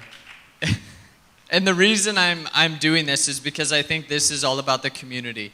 You know, when this idea of Geeks on a Beach came out, it was actually, you know, with Earl and inspirational lunch that we heard about yesterday, these kind of dangerous lunches that you might go to at Tina. But I think, in essence, it's about the community. We live in such a small world, and as you gave such perspective on the different startup scenes, we're all founders trying to make this happen. So, do you guys want to say anything or what's next for the World Startup Report? Anything. I mean, so the World Startup Report was created because I was looking for these kind of information. What is really happening in the Philippines? What's in Brazil? Tell me about Russia. Maybe some opportunities are in Africa. But you actually cannot find these kind of information anywhere on the web, at least not in English and whatnot. And so this is an effort, almost like a philosophical effort, just to help the world to at least get a brief understanding of what's really happening in each startup ecosystem. But to make this really useful, this is going to be a project led by the community. So I think that for the first version, we'll go ahead and write this. Yeah. But the true success of this case is actually for us to one day take a step back and let the community, let people like Ron and Beryl take it over and keep on writing report, keep on updating what's happening in each ecosystem. And this is what we hope to do in the coming months and let the other people take it over. That's awesome. That's awesome. So it's kind of a call to action. They're doing the first one for us, and now it's up to us to keep it going afterwards. So thank you guys. So I do want to thank Bowei for making this possible, Geeks on the Beach. Absolutely. It's great working with you. I have two messages for the community here. The story of the World Startup Report is pretty amazing. When I first saw the press release last December, where he said he was going to travel to 29 countries in 9 months, I thought, to help the world startup community, I said, that's awesome. And then the second question is, I don't think he's ever traveled before, because you don't travel to one country per week for 9 months, because you'll pass out pretty quickly. But I sent him a note, a cold email. We don't know each other, but I sent him an email to say, hey, I love what you're doing, but P.S., do you know what you're doing? And what did you say? I have no idea what I'm doing. So in my old life, I used to travel a lot. So I said, I love what you're doing. This is kind of what we're doing with TechTalks.ph in the Philippines. I'd love to help you out. And so we started talking, and he's like, so why are you trying to help me? I said, blah, blah, blah, blah, blah, community, but if you're also going to pay me, then, I'll be able to make a living here in the Philippines. So we made a deal. I'd help him out, and he would help us with Geeks on the Beach. And that's when I realized, oh, my God, Geeks on the Beach is going to happen because I have one speaker. I got suckered into this. Yeah, so the message for the community is, it just takes maybe the alignment of the stars, and we had similar goals and vision, and we didn't know each other then, but we were able to work together because we share the vision of, helping the startup community. Also, you probably don't know, but Bowei is the most positive, determined person I've ever met. Because it's not easy to travel to 29 countries in 9 months. The challenges, the difficulties, and every time I have to tell him something bad or he encounters something challenging, he'll be saying, oh, it's okay. That's today. Tomorrow is going to be a better day. So that's the lessons learned in doing a startup too. Today might be the crappiest day ever. And I know Jojo knows this about me. Every month or so, I yell at him or I cry at him. Like, it's so difficult. And then Geeks on the Beach happens. So you guys, very inspiring. And just like a quick story about Tina, about how much she perseveres. I think she called up every person in Silicon Valley, and she got rejection from you call Elon Musk. Yeah. Nope. Hey. And she just keep on calling until she finds somebody. Like that's what you do as a startup. You just keep on going because it doesn't matter how many times you fail. It's all about the one time you end up succeeding. Thank you. Thank you, guys. Thank you so much. Thank you. All right. Oh, I have 2 mics now. This is fun. All right. Well, we're adapting a little bit this morning, and I think it was worth it to hear that Philippine startup report, right? Did everyone enjoy that? Awesome. And, you know, that was kind of a little taste. That was one country in the World Startup Report. So I'm really looking forward to the entire report that Bowei is going to be publishing. So we've kind of shifted the schedule around, if you didn't notice. Hopefully not, but we're still moving along. So next up, we have strategies of successful startups attracting investors. And this is a presentation by Khailee Ng. He's a partner at 500 Startups, and I love what they're doing in Southeast Asia. They have branded themselves as 500 Durians, which I think is very appropriate. Who likes durian in the room? Okay, the small minority, very interesting. Who thinks it smells like hell? Okay, the vast majority. Tastes like heaven? Okay, you guys are good. I'm not a fan, but it's okay, it's okay. So, Khailee, are you here before? Awesome, dude. Dude, nice shorts. Those are very beachish. Okay, so he's the venture partner at 500 Startups, a Silicon Valley-based global seed fund and startup accelerator, overseeing a $10 million micro fund to invest in the next generation of Southeast Asia's most promising startups. He's also a co-founder of 2 successful startups, GroupsMore, which was acquired by Groupon, and Says.com, which was acquired by the Catcha Group. So, Khailee, come on up and share with us your insights into the Southeast Asian market, as well as attracting investors. Thanks, buddy. Thank you. Can I have the clicker? It's on the table, is it? It's like a slide clicker. Who stole it, Ron? I know. Give it back. All right. Okay, thank you. Thank you. Oh, shit. Okay, there we go. Okay, cool. All right. Really happy to be here. I want to start with sharing with you what I think is a journey that I've been on and a journey that all of us have been on, and that's a little bit of a journey of creation. I never wanted to be a founder or an entrepreneur. I mean, growing up as a kid, these terms were not on the typical things you do in a checkbox of, okay, what's your dream occupation? Fireman, postman, lawyer, accountant. You know what I mean? It wasn't, at least in my education system, I grew up in Malaysia. But what I did like to do is I like creating stuff. So as young as I can remember, I've been creating, I've been drawing, I've been building stuff, building Lego. So as I started growing up a bit more, I started creating more things. For example, costumes. Halloween is my favorite day of the year. I make sure I hand make all my costumes. So over there on the far right is me as Caesar from Planet of the Apes. I literally disfigured my own face for that costume. I took a knife and I carved an apple and stuffed it into my face, and I carried that around with me all night. And what I found as a pattern was that I didn't just create stuff for myself. I like creating things for other people too. So this is me and some of my friends in a Sister Act outfit. Then here is a Middle Eastern party. I was a Tyrannosaurus Rex, Serena Williams. I don't know what that is on the bottom left. That's one of my famous failures. But I like creating things.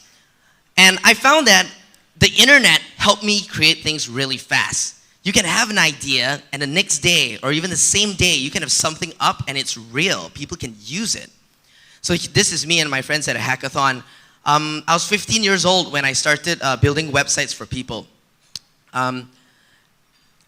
later on, I discovered that creation got really fun when you knew how to leverage the power of business. Knowing the vehicle and understanding the nuance of business as a vehicle was excellent for creation. You could come up with an idea, not only with your own hands, but you can bring people together, you can bring money together, and you can create things more than you can create on your own. And that's when I got really addicted. This is me in the first startup. We just only moved out of our parents' houses and into a real office. We've got boxes to unpack. We're sitting around figuring out, okay, what does a real office do? So we built one company called Says.com, which we sold to the Catch-Up Group. They're a public listed investment group. They've got a lot of media properties. So we're merging a bunch of media properties together to list next year in an IPO. We also built, from that small team, we've also built a group buying company, which we took 2.5 weeks to code. We took 3 months to get to number 2 in the country, and then sold it to Groupon. After selling it to Groupon, we grew from an 11-person team to a 158-person team in 6 months, grew from $150,000 US to $1.5 million US a month in revenue. And that's when this addiction to creation got out of control. It's like, oh my God, this is amazing. You can create something huge from nothing in such a short span amount of time. And knowing my pattern is I couldn't just create it for myself. I started helping other people do it too. It's something I just couldn't stop. So when I was invited to, when Dave McClure asked me to go to 500 Startups, the accelerator batch in Mountain View, Silicon Valley, for 3 months to spend time with the startups over there. I told him, he asked me, hey Khailee, you want to come over, spend some time over here, work with 33 startups from all around the world. It's going to be fun. I'm like, that sounds like a lot of fun. Because, at that point in my life, I spent 4 years creating my own businesses, right? I wanted to see what else is out there. I think similar to Bowei, right? Like you spend most of your career in 1 or 2 businesses. Sometimes you get that itch. You want to create more. So I told Dave, I said, why me? All my businesses were built in Southeast Asia, right? Built mostly in Malaysia. And you're all the way in Silicon Valley. Why me as a mentor over there? What do I have? And Dave told me, Batch 5 had 65% of its startups from outside of the US. So I don't want a US mentor here. This stuff is global. I want somebody outside of the US to give a non-US vantage point. So I went there and I started investing in startups from that batch. Just by way of background, 500 Startups, what I eventually learned was that while I used to read about them a lot on TechCrunch and all that, I used to follow them a lot, they always seemed Silicon Valley-ish, but the more I got to know them, the more I realized that they're more global than they are US. In fact, they're very non-US. They've got more people who are non-US people in their team than they have US people. So they're a global seed fund. They also have an accelerator. In the past 3 years since they were founded, they've invested in more than 500 companies in 38 different countries all around the world. These companies collectively went on to raise $1 billion US. And a lot of them have been sold to Google, Facebook, LinkedIn, Twitter, so on and so forth. So the time spent over there at 500 Startups gave me, it kind of lit that addiction to helping people create things. And so when the opportunity came to say, hey Khailee, since you're already investing your own money in startups anyway, why not you invest on behalf of 500 in Southeast Asia, back in your homeland?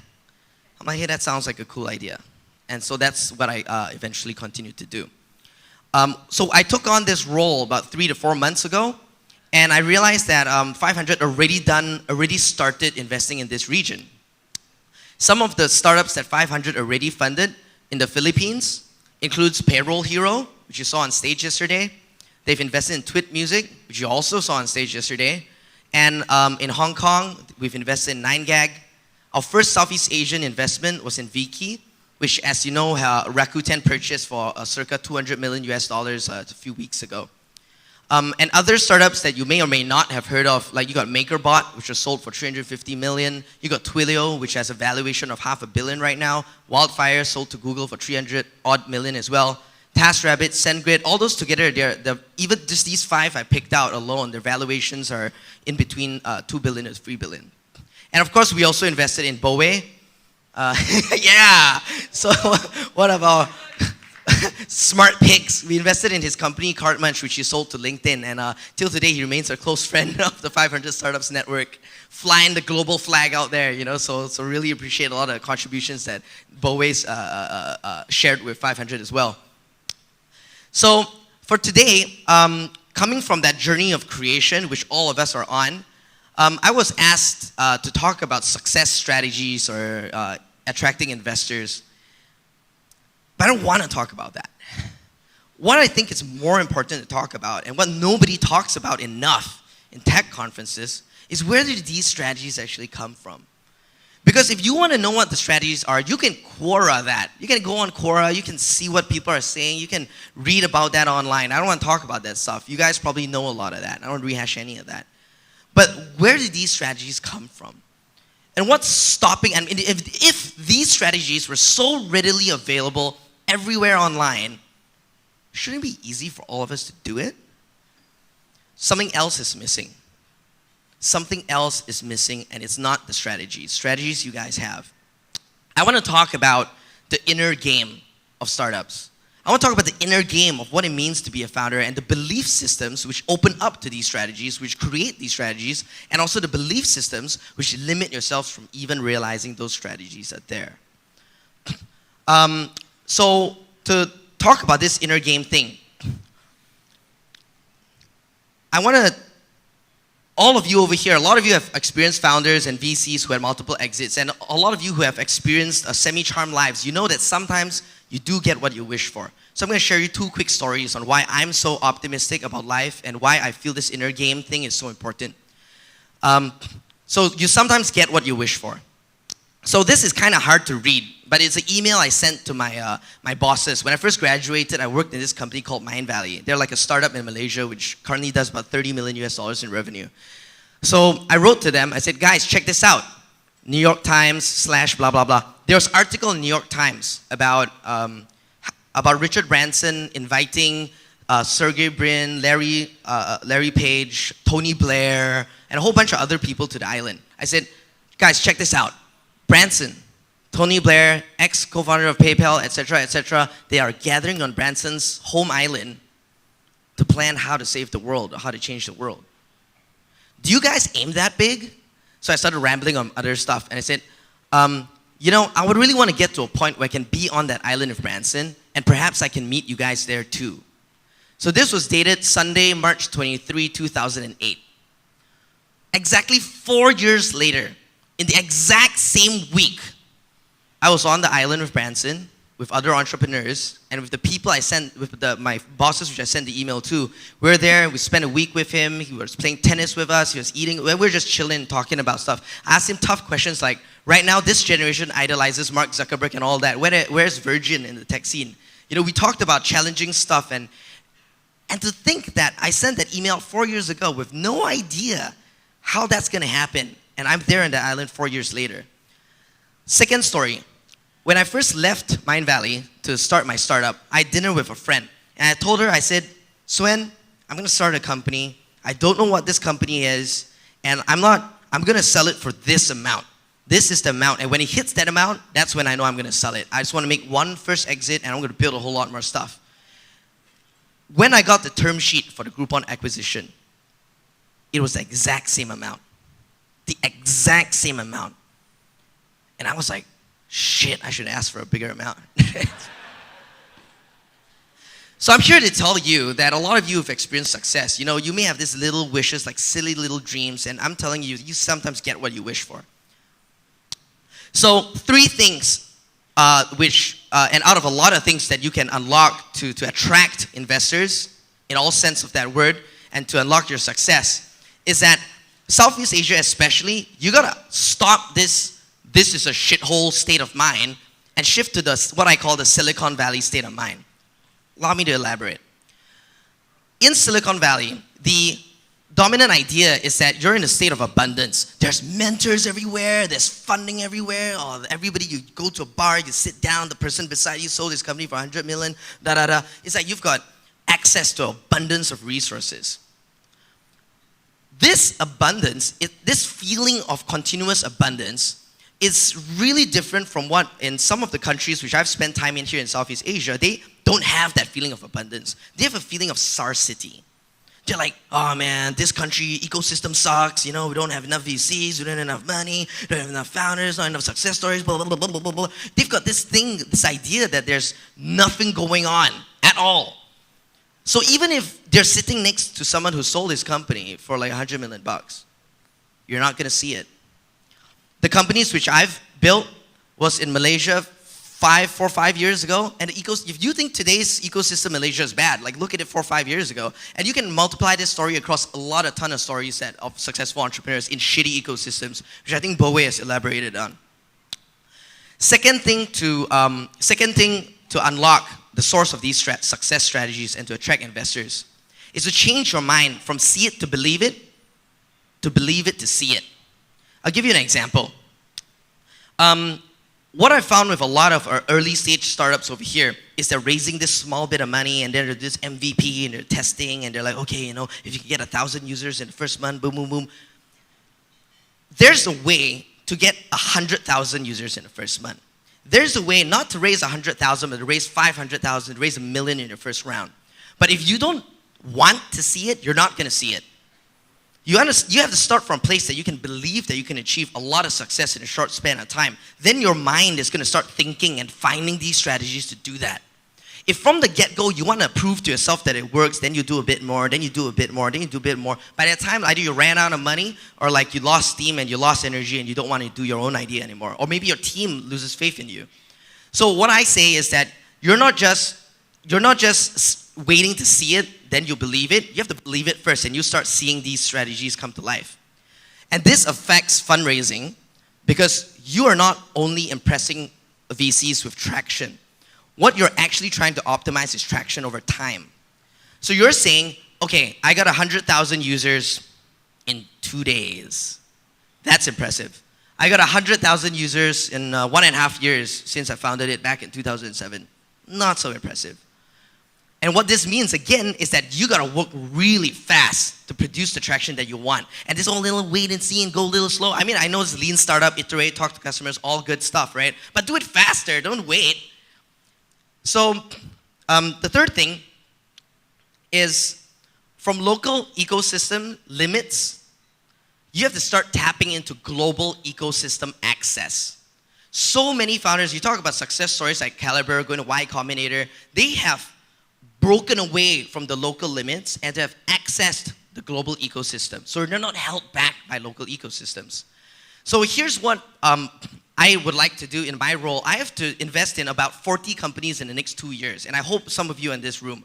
What I'd like to do to contribute to give global access beyond the local ecosystem is that I'd like to give you access to a bespoke mastermind group curated from over 1,000 global founders and 300 global mentors. I made an investment into an Indonesian startup in the food tech space, and first thing I did was put him in touch with 17 other founders in the food tech space from other countries in the world. That mastermind group is gonna add a lot of juice, which singular mentors may not be able to provide. The 300 global mentors we have in the 500 Startups Network, they're not founders of companies. They're the early employees who was involved in the growth of the companies. They know the details and the nuance to be able to help you. And I want to give you direct access to them as well. So I've invested in 4 Southeast Asian companies so far in my time, and that's what I do for them.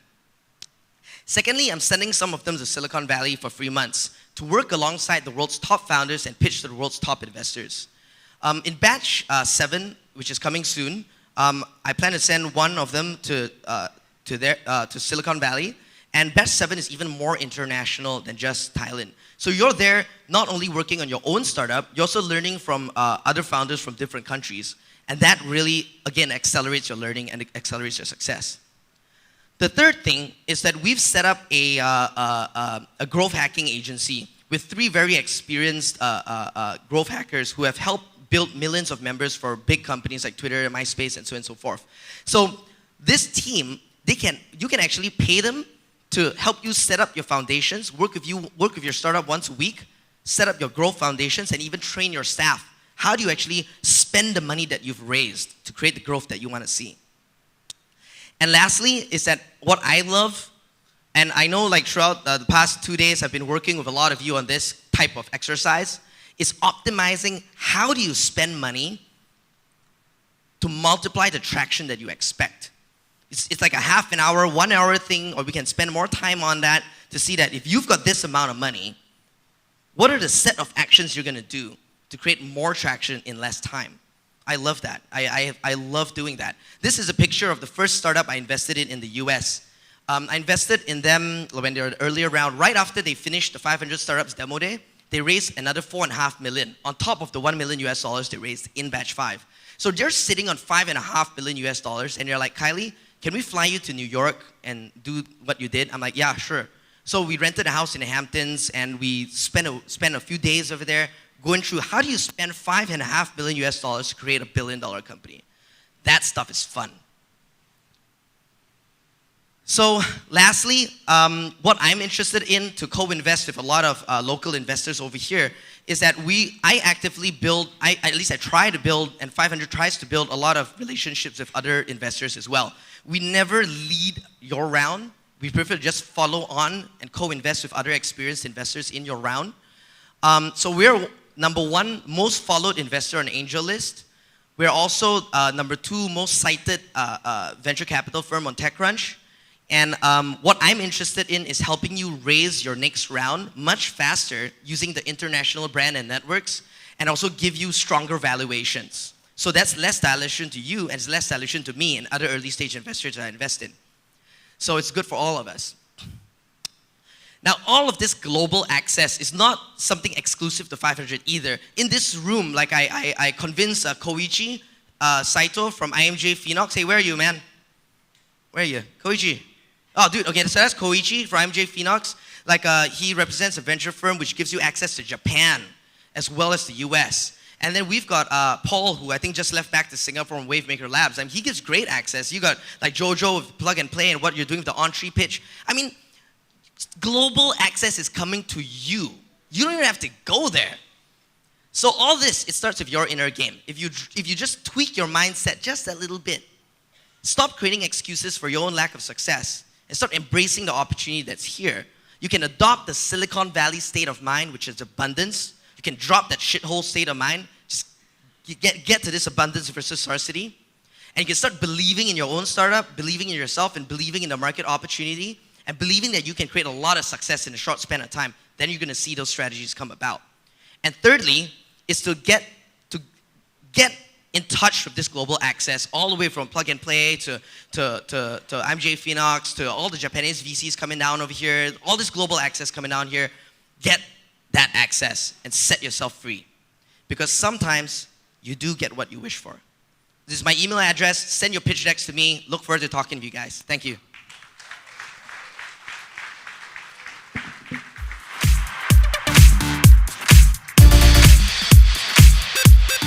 Thank you so much, Khailee.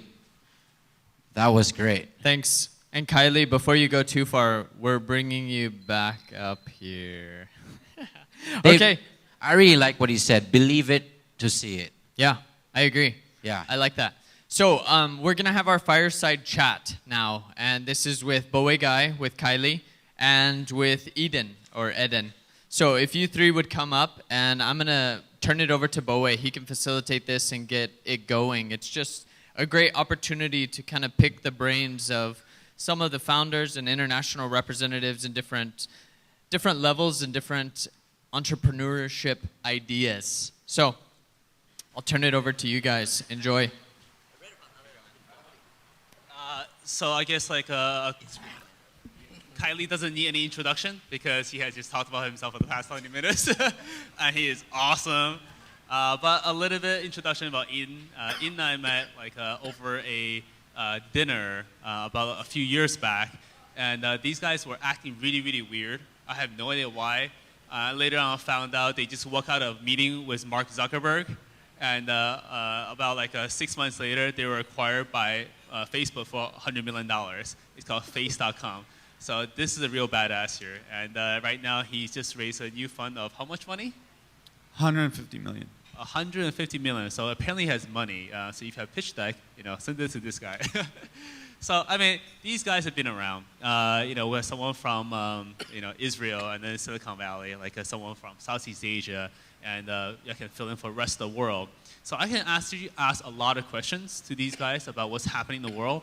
But I thought it'd be more interesting if I can get some of you guys to ask the questions to us, and we'll just make it a free-flowing chat between us and the crowd. So if you guys have any questions, I was thinking maybe you guys can have people line up on the side, maybe, Albert. Maybe we can have someone line up on. So does anyone have a question? If you want, just line up on the side, and then we can ask questions on the side. So if anybody has questions, please come on up here, and then let's just ask away. Or you can raise your hand, and I can approach you. Actually, yeah, that would be a good idea. If you if anyone has questions, we can go. So let's get our first question. Don't be shy. Come on. Who has a question? I'll kick it off for Yeah. Eden. Is it Eden? What was it? Eden. Anyway, okay. So you have, what's that, $150 million, right? Starbucks. So you have a $150 million fund. Are you looking into investing? Are you even considering startups in the Philippines? And if you are, what are you looking for? So it's my first visit here. So as for considering, I'm not sure yet.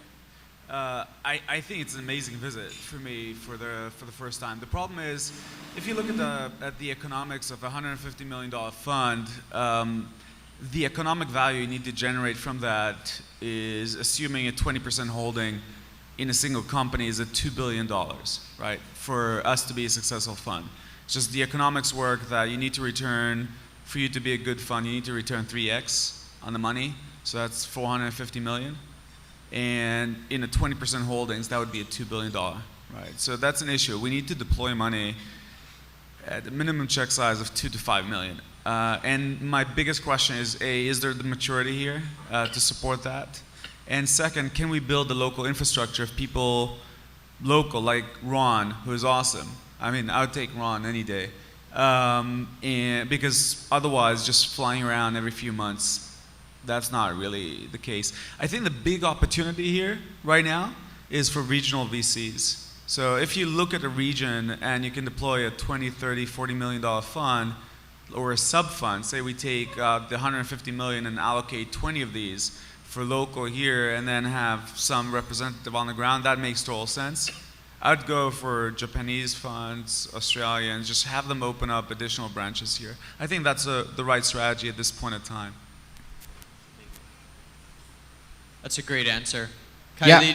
Khailee, can you expand on that and 500 Durians and what you're doing and how that works? Yeah, the fund is designed specifically for this stage. As in I think what Southeast Asia needs a lot now is a lot of early stage sophistication. If not, you're not going to get a lot of the companies that can accept a $5 million investment. Like, there needs to be more investment in early stage. So I think what currently, aside from myself trying to grow the early stage scene over here, you got so many early stage Filipino VCs as well doing it at early stage. That's the right thing to do. And maybe at some point in time, we'll have something that we can present to him that he can consider, right? That's large enough. That's great. Yeah, I just want to know, are there any fund managers and VCs, regional VCs in the room that are the type that Eden mentioned? Are there any? Paco. Paco. He's raising his hand right there. So we got Paco. Anybody else? All right, Paco. I saw a guy All right, raise his hand. you had a question? I'm just wondering about startups where they approach you for funds, and for you, it's a no-brainer. You're like, as soon as you hear it or see it, you're definitely for it. I just want to get a picture of what that startup looks like. Yeah. Well, awesome founders, that's usually the case. But I think the big thing, or the immediate thing, right, we're a 3-month-old fund, right? We finished raising after 6 weeks of flying around. So the first 2 investments that we've looked at, that was just a no-brainer. is taking an existing industry, say the shipping industry. It's a trillion-dollar industry a year, which is insane, right? The shipping, not courier shipping, actually those big things, like surprising, right? A trillion-dollar industry, and these guys are still working with phones, right? You call them up and you get a quote, which is insane. So that's a no-brainer, right? Someone taking an existing industry and just reinventing it. There are still many, many, many industries, and specifically Philippines, Singapore, etc., have a unique advantage and a vantage point there, just because nobody's thinking about that in the Silicon Valley. So that was almost a no-brainer kind of an investment. I'd like to build on that a bit. I was talking to Brian Yap, right? And we were also talking about the same thing. I think the big opportunity in Southeast Asia is that there's so many traditional industries which are worth a lot of money, and they're stuck in the 60s or the 50s with the kind of things they've been doing. So, so your tech disruption doesn't have to be that much. So I'll give you an example of an Indonesian company that I was looking at. Like they help companies who employ a lot of staff, blue-collar staff, to track where they are. That simple app, he's got recurring licenses yearly, you know, and he's making so much money. He's not raising any money because he's just cash rich, just licensing out that software to track where employees are. You know, and so small things, you know, like small things. I think they're about big industries. So I actually have a question for you guys. So it sounds like there are a lot of opportunities here, right, for every single sector. But what would you not invest in? Which sector are you actively avoiding and why? Well, traditionally, 500 hasn't invested much in games. Myself, personally, I kind of like games, but I get really addicted, so I'm very cautious about what games I play. It sucks up my whole life. So, but the reason why is, I think I was having a chat with somebody else that day about this. The gaming is such that Southeast Asia plays a lot of games, but you play a lot of foreign games. So if you're a Southeast Asian game developer, you're competing with global game developers. And I'm not saying that that's like something you can't do. I mean, you can beat them, I'm sure. But it makes it tougher. And games are also have a certain kind of dynamic that if you don't understand the game industry, you're not really that familiar with the game industry, investing it can be a hit or miss. It can be a bit trickier.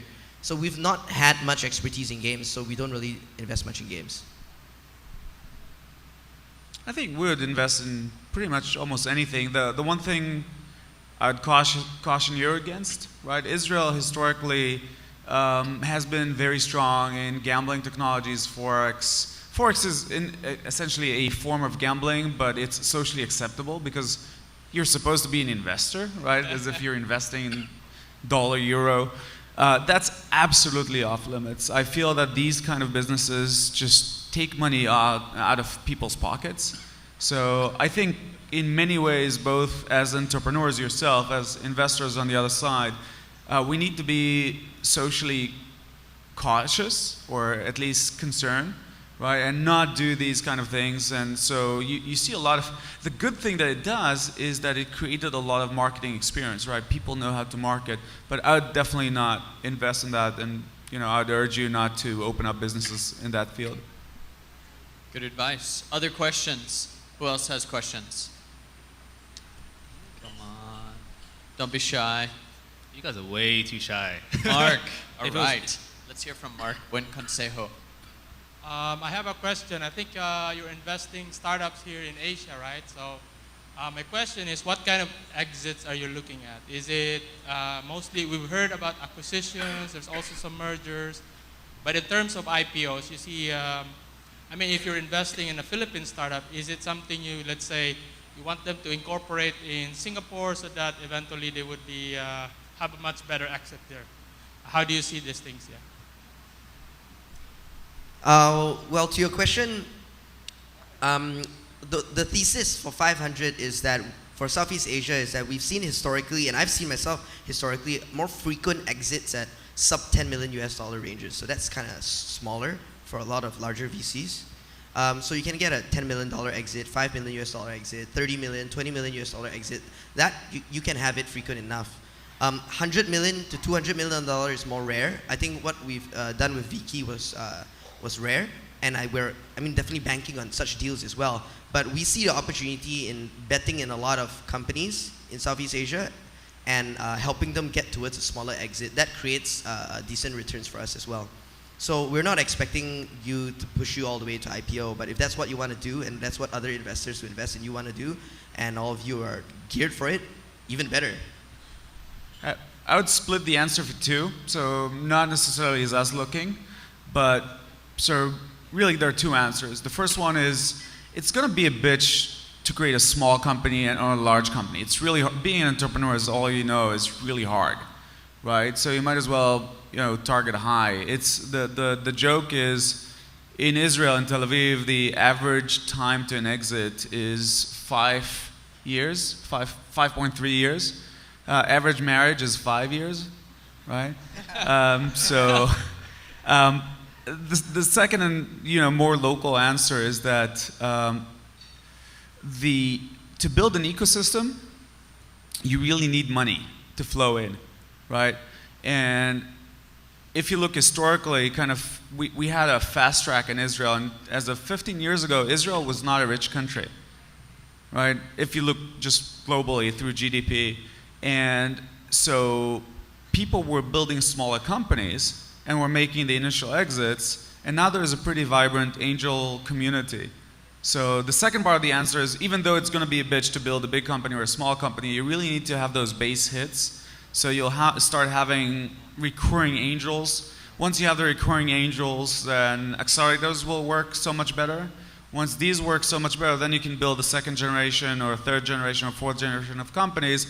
And if you look at today, Israelis do build IPO-oriented companies. So Waze was $1 billion exit. Trusteer just exited rumored 1.1 billion.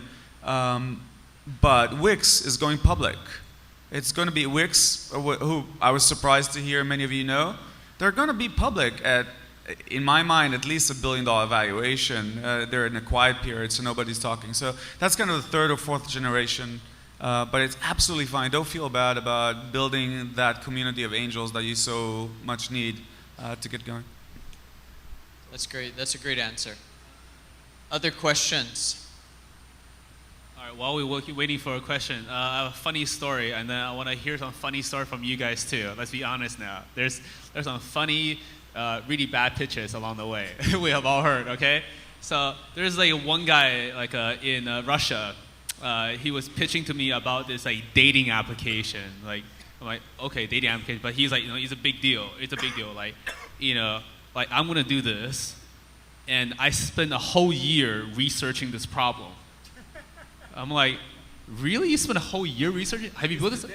It's like, what do you research for a whole year? And then it's like, no, you don't understand. I'm building a dating application. It's not as simple and straightforward like building a Dropbox. So I mean, that's a type of a pitch I hear. So I want to hear some funny bad pitches, what not to do when talking to an investor. I mean, I wouldn't say it's bad. I'll tell you a twist of a story. Now, this one Indonesian founder, he's at all the events. Okay, he's like an event stalker at some point. I could. So he would come up and demo his product to us. His product was an iPhone-controlled vibrator. So he would go up to you and say, "Hey, you want to see my product?" He'd whip out this vibrator and start vibrating you. Yeah, and he talk about this vibrator. He's saying that, we have a long-distance relationship with my wife at some point. So I wanted to, yeah. So he wanted to solve his own problem with his wife to have this virtual remote vibrator thing. And so I'd be there looking at him in straight face, kind of trying to understand, trying to help him out. And 2-3 years gone by, and you see this guy, he's pitching. He ain't stopping. One piece of advice that we gave to him was that maybe he needs his wife to pitch it, or get a female co-founder, only because optically it's just so daunting if this little, Indonesian guy comes up to you with a vibrator. It's so. But here's the twist to this story. He fixed the problem a little bit more. He went back. He listened. So he innovated on his product to make it a soundtrack. You can download 50 Shades of Grey, and it syncs with the vibrator. right? And you can Pretty record. good. Yeah, and you can record tracks for your wife or your girlfriend. You can, hey baby, whatever you want to say, right? And like time it and all that. He got a personality in California to be the face of this. It raised, I forgot what amounts. Find it on Kickstarter, right? So, anyone you know an amount? It raised iVibe or something. Vibes. Vibes, yeah. Vibes, right? Vibes. It raised many times the amount of money he wanted to raise on Kickstarter. It turned out that a lot of people wanted this, and a lot of people paid money for it. And pitching it on Kickstarter with a female face was a little bit better than him pitching it himself. So that's the story for you. Wow. You can't really beat this. Okay, Google the guy. His name is Vibe is Dema Tio. Dematio. So, I'll take it from a bit of a different direction.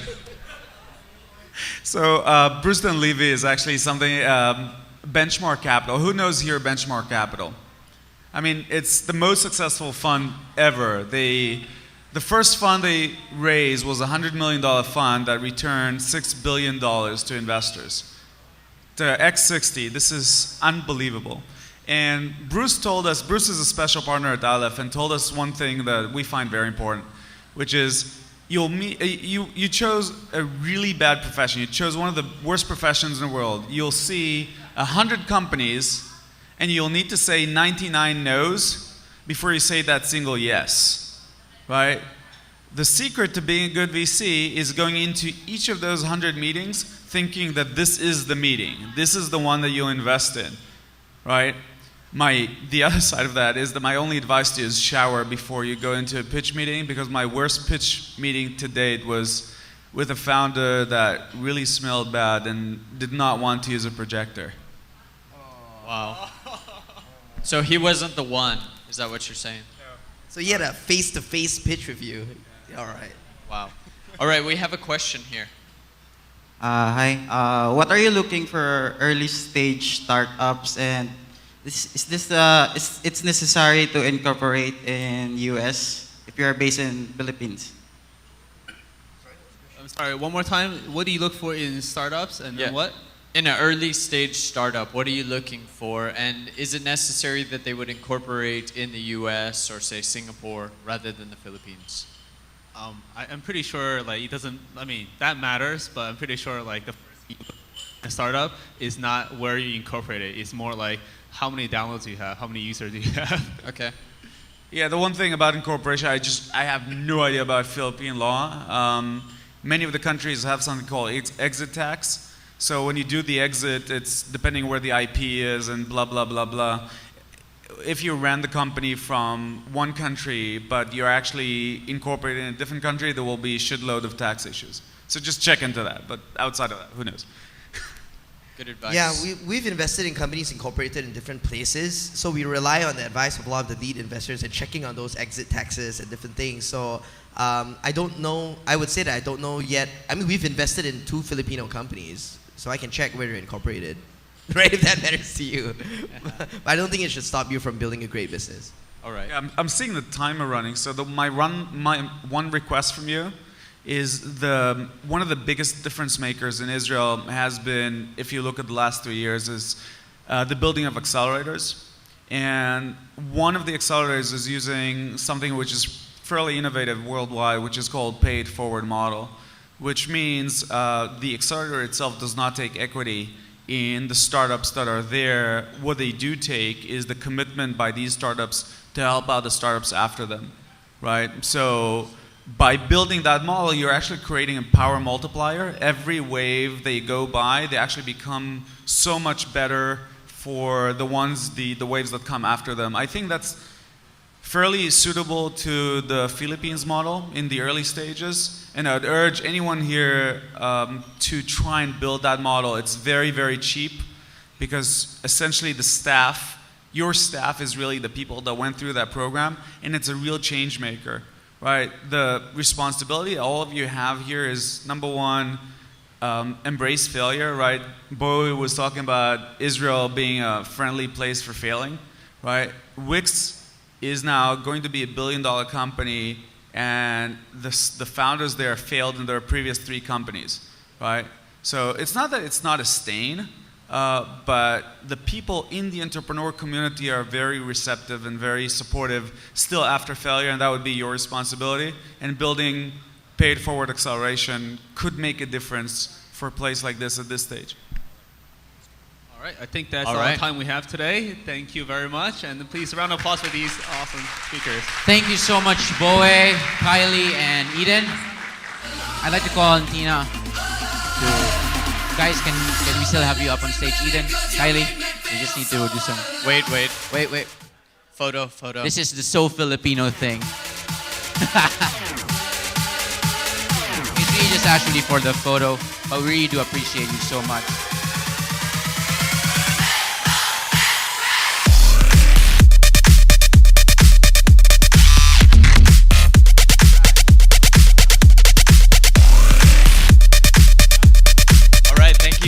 Thank you so much, guys.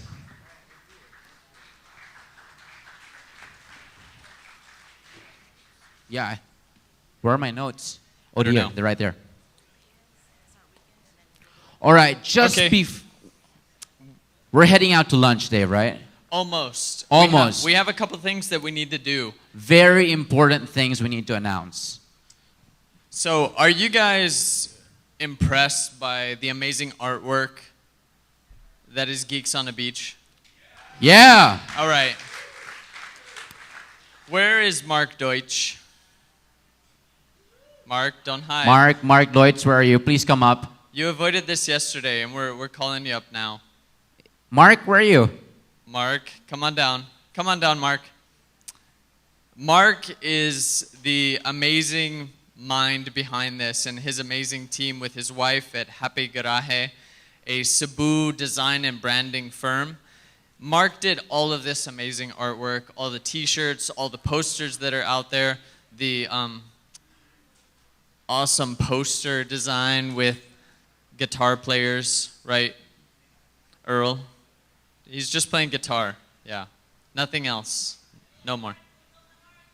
Come on up, Mark. Come on. Come on, Mark. Come on. Oh, let's put our hands together for Mark Deutsch.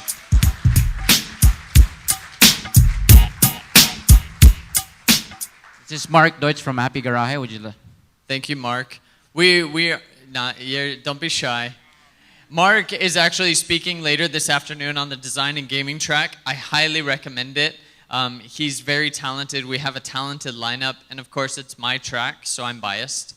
So hang out with us upstairs and hear more. Tina? So I also want to bring out the other creatives in the room.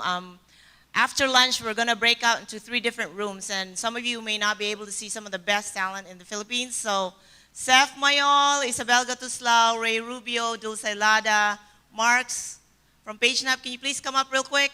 Come on, guys. Come on, guys. The people to get to know you guys. Come on up, please. All right, let's give them a big hand. Come on, because we're all hungry. Hurry. These are the people that make us appear beautiful. So their profiles are on the website. If you want any creative work done in the Philippines, there's some of the best talent that we have. Isabel, thank you so much for coming. Thank you. This is Ray. Mars from PageNap. How was Silicon Valley, Angel Hack? It was a really amazing experience for us. Okay, good. Who are missing? Dulce and Dulce. I'm here. Oh, you're. There you go. That was it. That was it for me. Yeah. Thank you so much. Thank you so much, guys. Thank Let's you, give them another round of applause. Awesome. So if you want to hear more from them, if you want to learn more about design, creatives, gaming, join us on Track B this afternoon. Yeah, designers are the hardest thing to find, man. Good designers. I agree. Hard. I agree. And for design, I just want to give a shout out to 2 designers on our team at Symph who translated all of this amazing work that Mark did into the website. That's Francis Alturas and Dan Allen Pantanople. So they did a good job. Let's give them a round of applause. And Mark from PR Works as well. Yes, and Mark from PR Works, who spearheaded all the printing of these huge, amazing banners. Thank you, Mark. We want to recognize a few other teams quickly. So I know you're hungry, but just bear with us. As you know, Startup Weekend has been very active in the Philippines, and we've had a couple of, I think, 4 runs in Manila and 3 runs in Cebu, 2 in Davao now, and we're going to keep that going. We want to take it to other cities. It's an awesome event. If you haven't been, I highly recommend it. So if you are from one of the Startup Weekend teams, you know who you are, Startup Weekend Davao, Startup Weekend Manila, Startup Weekend Cebu, please start heading this way, and I will introduce you as you walk up here. So let's make this quick and acknowledge some of the greatness in the Philippine startup scene. So Startup Weekend Davao, we have first place, Keep Up. Come on down, guys. Let's give them a round of applause. Second place, pbenefits.co. Come on down. That's Alex Anako from Keep Up and Lynette Veloria from P Benefits. Third place, Plim, Hitesh. We heard from him yesterday in the fire pitch. Come on down, Hitesh. Then we'll move on to Startup Weekend Manila. First place was Cinti. That's Ralph Regaldo or Ruth Delane. So please come on down. Runner up, Talent Man, Michael Seifert. I'm not sure he's still here. He's also part of Twit Music, but he's excited about this and working on it. The next one is Metro Plate. They are not here, so let's give them a round of applause virtually. Then Startup Weekend Cebu. First place, Ed Roll. That's Ian Bertusel, Daryl Yu, and Patrick Villaruz. Come on down, boys. Second place, Blood Match. That's Rika Serrano. Third place, At Your Service. Come on down, Startup Weekend team. Let's squeeze in here, squeeze in. All right. I'll just jump off if it gets a little too crowded. Wow, this is awesome. Okay, so how many of you are still actively working on your Startup Weekend idea? Awesome, soon, Wow. There's some soon. That's really good. Okay, so we want to recognize and continue to build community. So you have connections out in this room. Please make some great connections. See who you're interested in talking to. You guys, most of these are very young looking founders. You know, as Paco said, he's feeling kind of like a little older these days. But please approach them, talk with them, see what they're working on. As Jojo mentioned, there was a guy, I think, in the restroom yesterday talking about why he was in the Philippines looking for opportunities as an American because the economy here is doing much better than what it is back home. So there are opportunities right in front of you. You guys be bold, give your business cards out, give your contact information out, and let's just put our hands together, congratulate them. Keep being entrepreneurs. Way to go. Thank you, guys.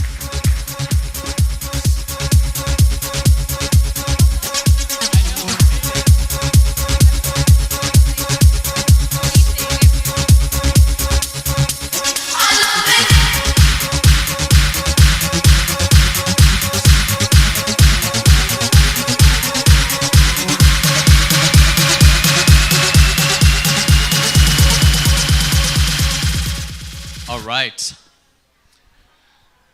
Who's hungry? I am. Where's my co-host? I'm down here by the food. I'm just going. You're in line for food already? No, not yet. Oh. I'm going back. I'm going back. Okay. Do we have anything else to announce? You know what, Dave? I think everybody's hungry, so I think what we should do is we just let them have lunch, and while people are lining up, they're just going to be in this room anyway. We can talk about the announcements. So as they line up, just keep your ears open. We'll do some important announcement, but we have to eat, man. Let's eat. All right, so everybody, food is open, lunch is served. Go ahead and enjoy. Meet the geeks around you. Let's play that music for a while. Thank you.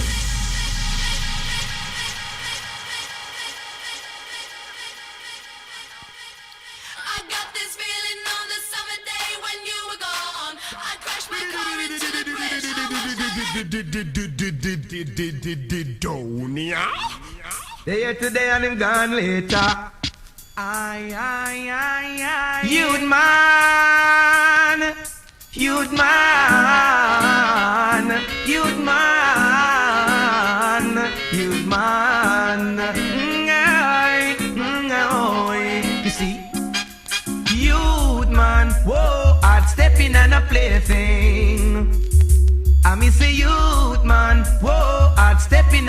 waiting. I miss you